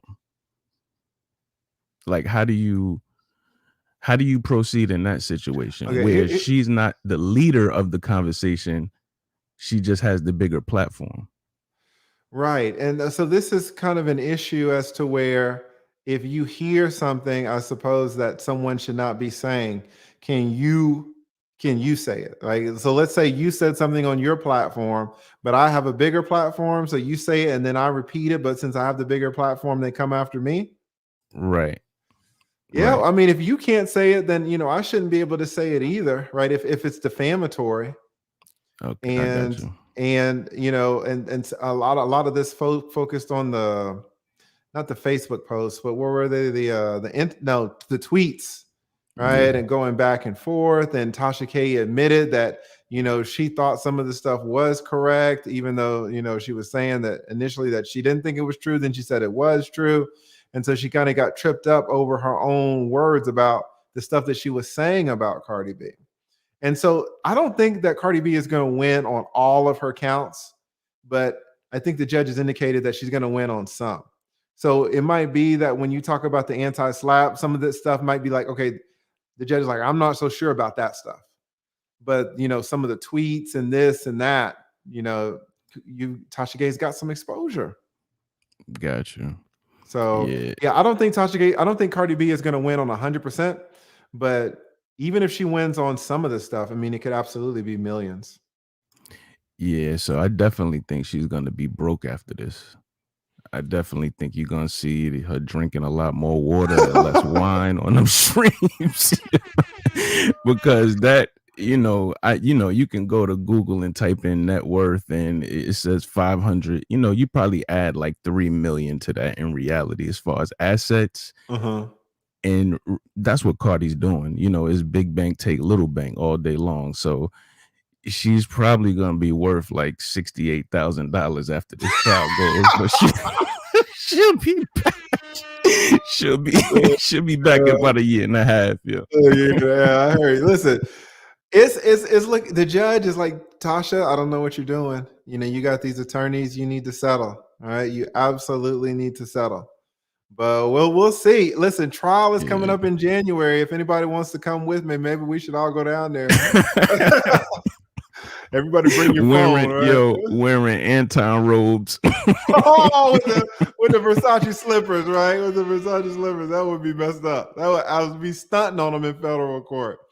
Listen, y'all see the name right here. You got Jay with a story to tell. If one of the moderators could please drop the link to his channel, it is awesome. You are always welcome to come up. We love your perspective, Jay. I appreciate y'all. Shout out to you. All right, look who we got. We got the Seattle Black veteran. Haven't seen you in a minute. How are you doing, sir?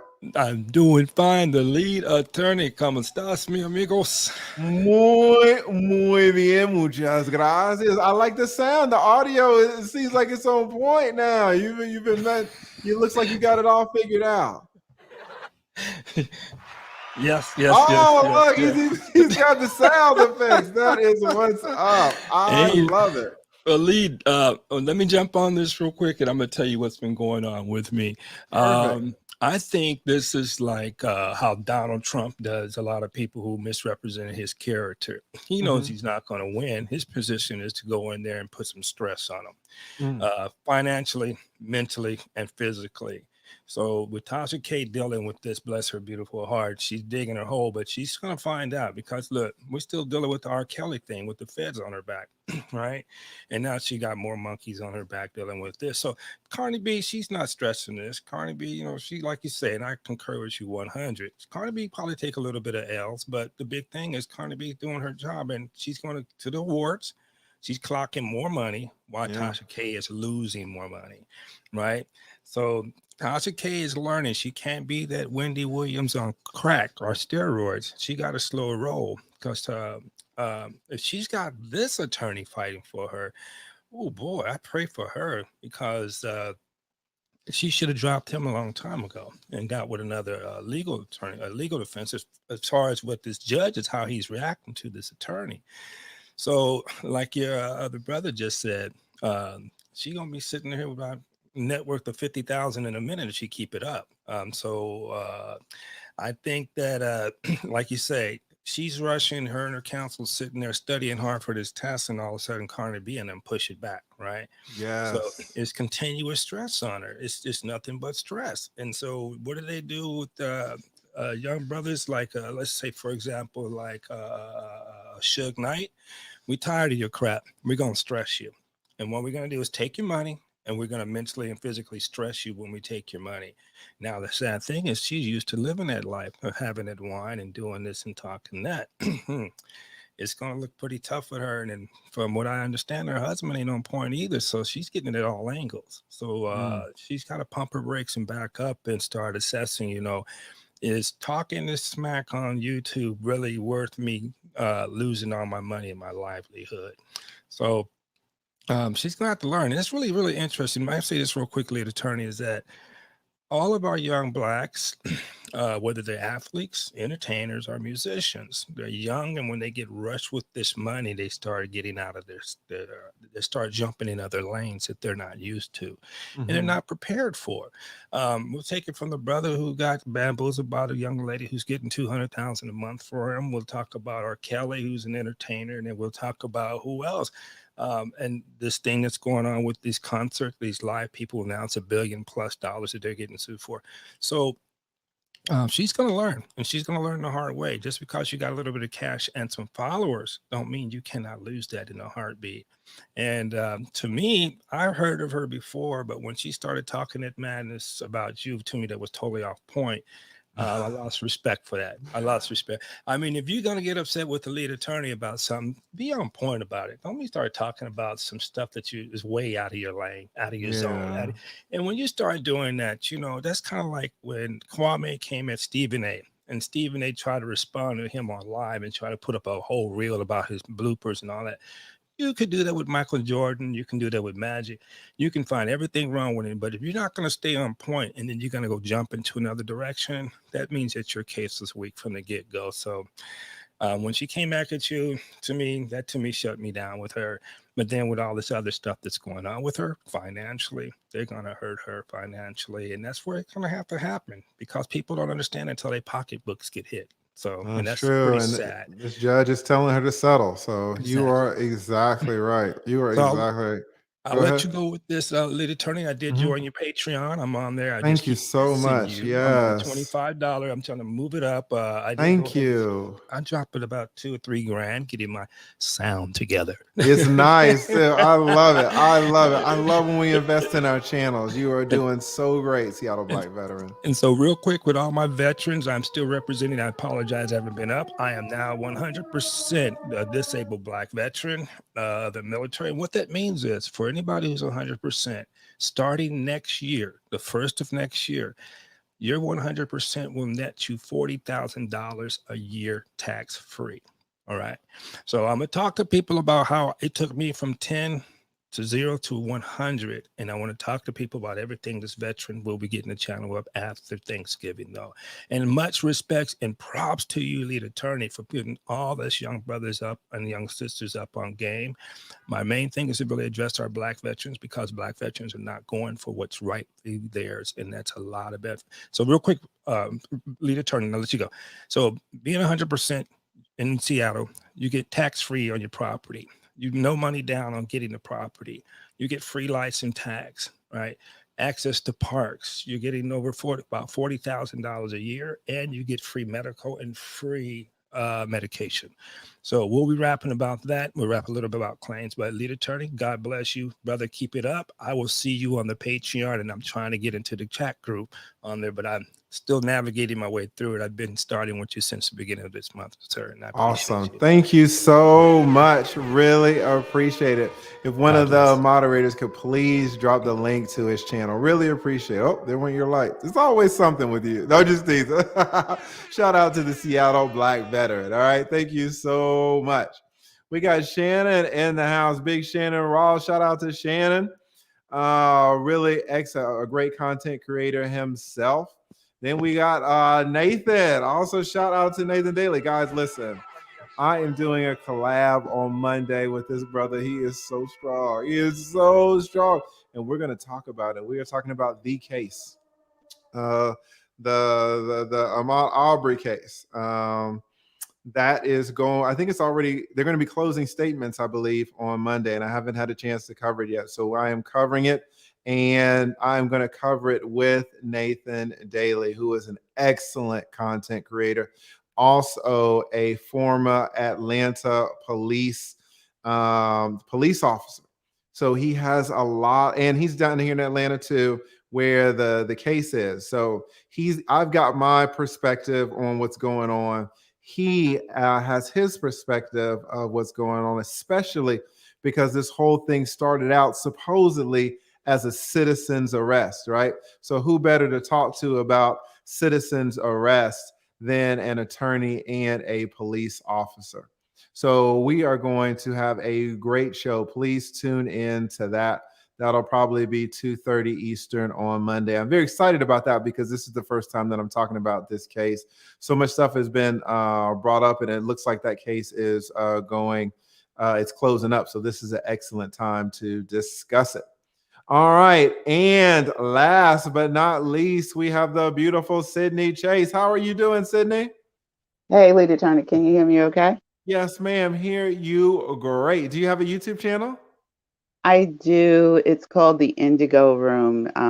This is my free channel where I go around and, can join other chats. But I actually have a YouTube channel. It's called the Indigo Room. And we talk about law of attraction. And I teach law of attraction. And so I wanted to just touch a little bit on that really quick. First, I want to say thank you.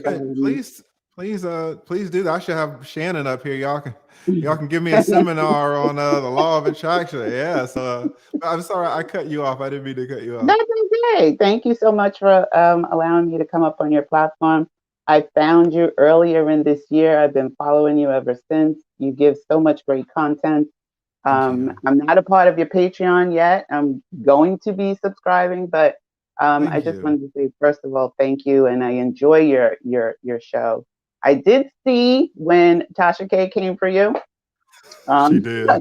Woo, child, that was something else. And I felt felt really bad, about that whole thing. But one of the things I wanted to say to a lot of us, especially in the Black community, that law of attraction is actually in the Bible, right? It's part of, because a lot of us follow the Bible, a lot of us are Christians. It's in the Bible. It's in many, many different kinds of things that we study, things that we read. It happens in everyday life, whether you believe it or not, right? It's still something that is working. And sometimes people talk about karma, and this is someone's karma. Well, some of us are still under that kind of law. There's like many laws in the universe. Gravity is a law, right? So you throw stuff up, it comes back down. There's a lot of different laws in the universe, and if you're not aware of them, you're subject to them whether you're aware of them or not. So I just wanted to point that out. Also, I'm 5'11", and I know you would throw me in the ocean. Okay, throw me down. 5'11", you could probably fight me to stay out the ocean. Okay, just saying.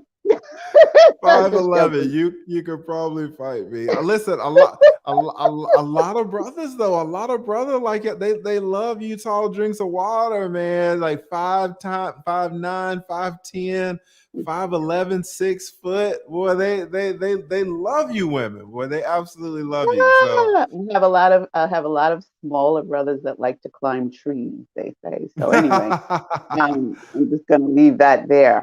But getting back to the topic at hand, I'm not Tasha K. I'm not Cardi B. I'm not on either side. I'm really kind of impartial. And law of attraction is working on both their sides, right? So a lot of times people will push against things. And if you push against the thing that you're pushing against, right? The thing that you're resisting the most is the thing that you're actually calling to you. I know that it doesn't make sense to a lot of people, but that's how this law works, right? So if you have a lot of fear, and I don't know Tasha K, I have never met her, but if she has a lot of fear going on with this whole case, then what she's going to attract is nothing what she's expecting. Same thing with Cardi B, same thing. So you either have fear or you have faith, right? And faith is kind of like, right, ooh, what does that mean? But there's a way to be able to have something solid, and you focus on this outcome, right? You decide that you're going to focus on a good outcome, and that's what you attract. But you also have to put out good energy, right? So you can't just be focused on a good outcome and then, be mean to people and be, destructive. And a lot of times we get those things confused. So I just wanted to put that out, that law of attraction is real, whether you want to believe it or not. It does work. And you can make it work for you on a conscious level. And one of the things that I wanted to stress was something called the sunken cost fallacy, because a lot of people are saying, well, why is she still doing this? And I was thinking, as you were talking about the judge, right? And it seemed to me that the judge was giving you a heads up, right? Look, I'm not feeling this team. You're not gonna win. And sometimes the universe will send you a message, and if you're not paying attention to it, right, that's a message, right? To me, that was a big message. What? Your lawyers are not doing a good thing. I'm thinking I'm gonna go home and report, and figure out how I can report them. That to me would have been a signal. Hey, maybe I should look at this and decide. Wait, hold up. What did you say your channel was? It's called the Indigo Room. Indigo Room. Yeah. Okay. I haven't been. There was a person a long time ago that came up, but her name was Indigo Moon. So I was like, no problem. Like the room. It's the Indigo Room. Gotcha. I have a question. Jonathan Barronville asks, he says, Lead, can you please ask her where exactly in the Bible is the law of attraction stuff she's talking about? she should substantiate her claim on that.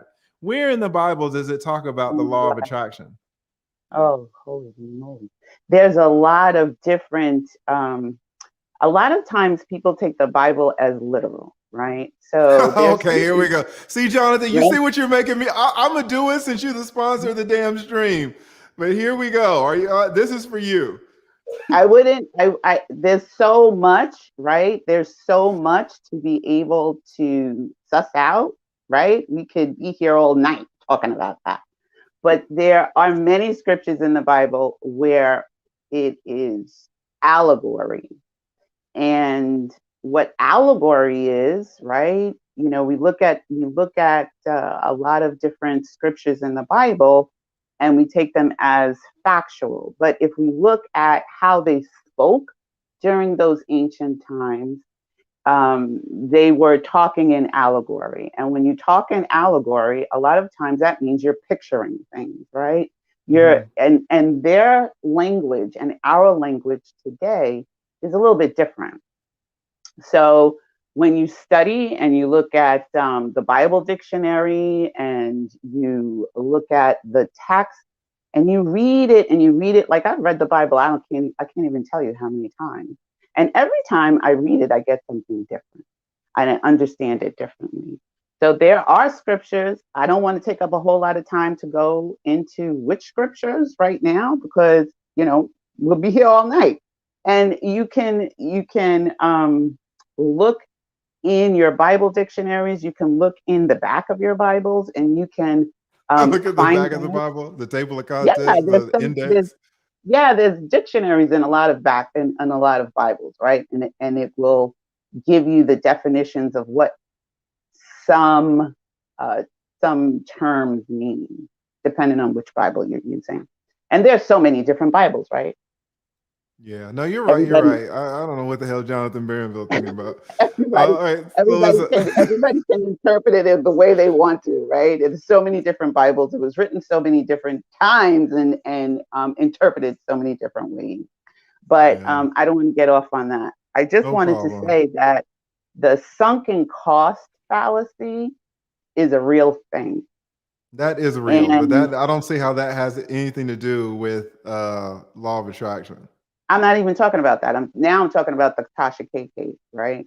Okay. So many people were saying, you know, even myself, why didn't you get a new lawyer, right? A new team. Something with the sunken cost fallacy is basically, you know, you spent so much money, right? You've already spent so much money. And at a certain point, you're just going to keep going. I got to keep going. And that's what I think might be happening with her with that regards to why she didn't let go of the team, right? If the team, your lawyers, your judge is saying, look, they're bad, they're not great, you know, he's giving you a heads up. So there's something called the sunken cost fallacy. And I think that could be something that, you know, she may be experiencing because a lot of us do, right? You spend tickets. You spend $500 for tickets. You want to go to this concert. You're sick. You're not feeling good. You're going to go, even though the cost outweighs the benefit. That's what I'm talking about, the sunken cost fallacy. But anyway. No problem. Well, listen, thank you so much for coming up. I know Jonathan Barronville was happy to have that discussion with you.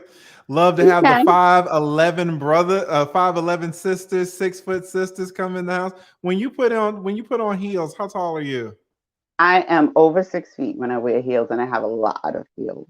Jeez, so you try to be taller, huh? I'm not taller than 6'3", though. Is it hard for you to get a man who's taller than you? Yes. Not that it's hard for me to get a man that's taller than me. Most of you are attracted to shorter women. And I'm okay. You know, isn't that weird? I love Vivid. I don't know what it is about her. She's like, she says she's 5 foot. You know, I eyeball it. She could absolutely be 4'11". If your height starts with a 4, you've got my attention. You know, I heard you say that 100 times. I'm like, oh my god. Oh my god! So that's what I'm dealing with right now. You know, she said that's what I'm dealing with. She's like, I'm dealing with these damn Vivids. 6'5", They didn't want to deal with somebody who's 4'11", and I'm like, "Dad, come on, what?" But anyway. And I always have the little short men that want to try to, climb the tree. I'm like, "What are you doing? Oh my Like, god. come on, give us a break. Where's the 6'8" big room? Right? We're dealing with little short brothers, and they come up like right here." I'm like, "Why are you looking? Why you looking right here, son? Why are you looking That's right here?" hilarious. All right. Well, But my listen. channel is the Indigo Room. It was a little bit. I haven't been posting because I was in school. I just graduated October 22nd, so I'll be back Congratulations. putting up new content. And right now it's kind of slow, but we talk about a whole lot of things. And I just want to say, if you want to check out like a really good book, if you haven't done any kind of law of attraction, there are really two good books. One to get you started is called The Game of Life and How to Play It. And the other one, that's by Florence Scovel Shinn. It's really a short read. It's a short read. Mind blown. I read it back in the 1990s.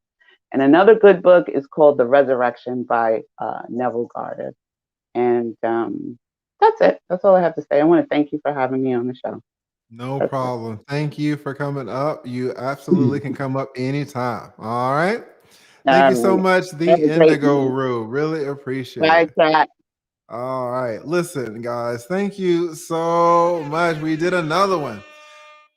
Kay says her daughter is 4'9". Now, once they start getting 4'9", you really do need to start asking some age, right? You're like, okay, how old is she?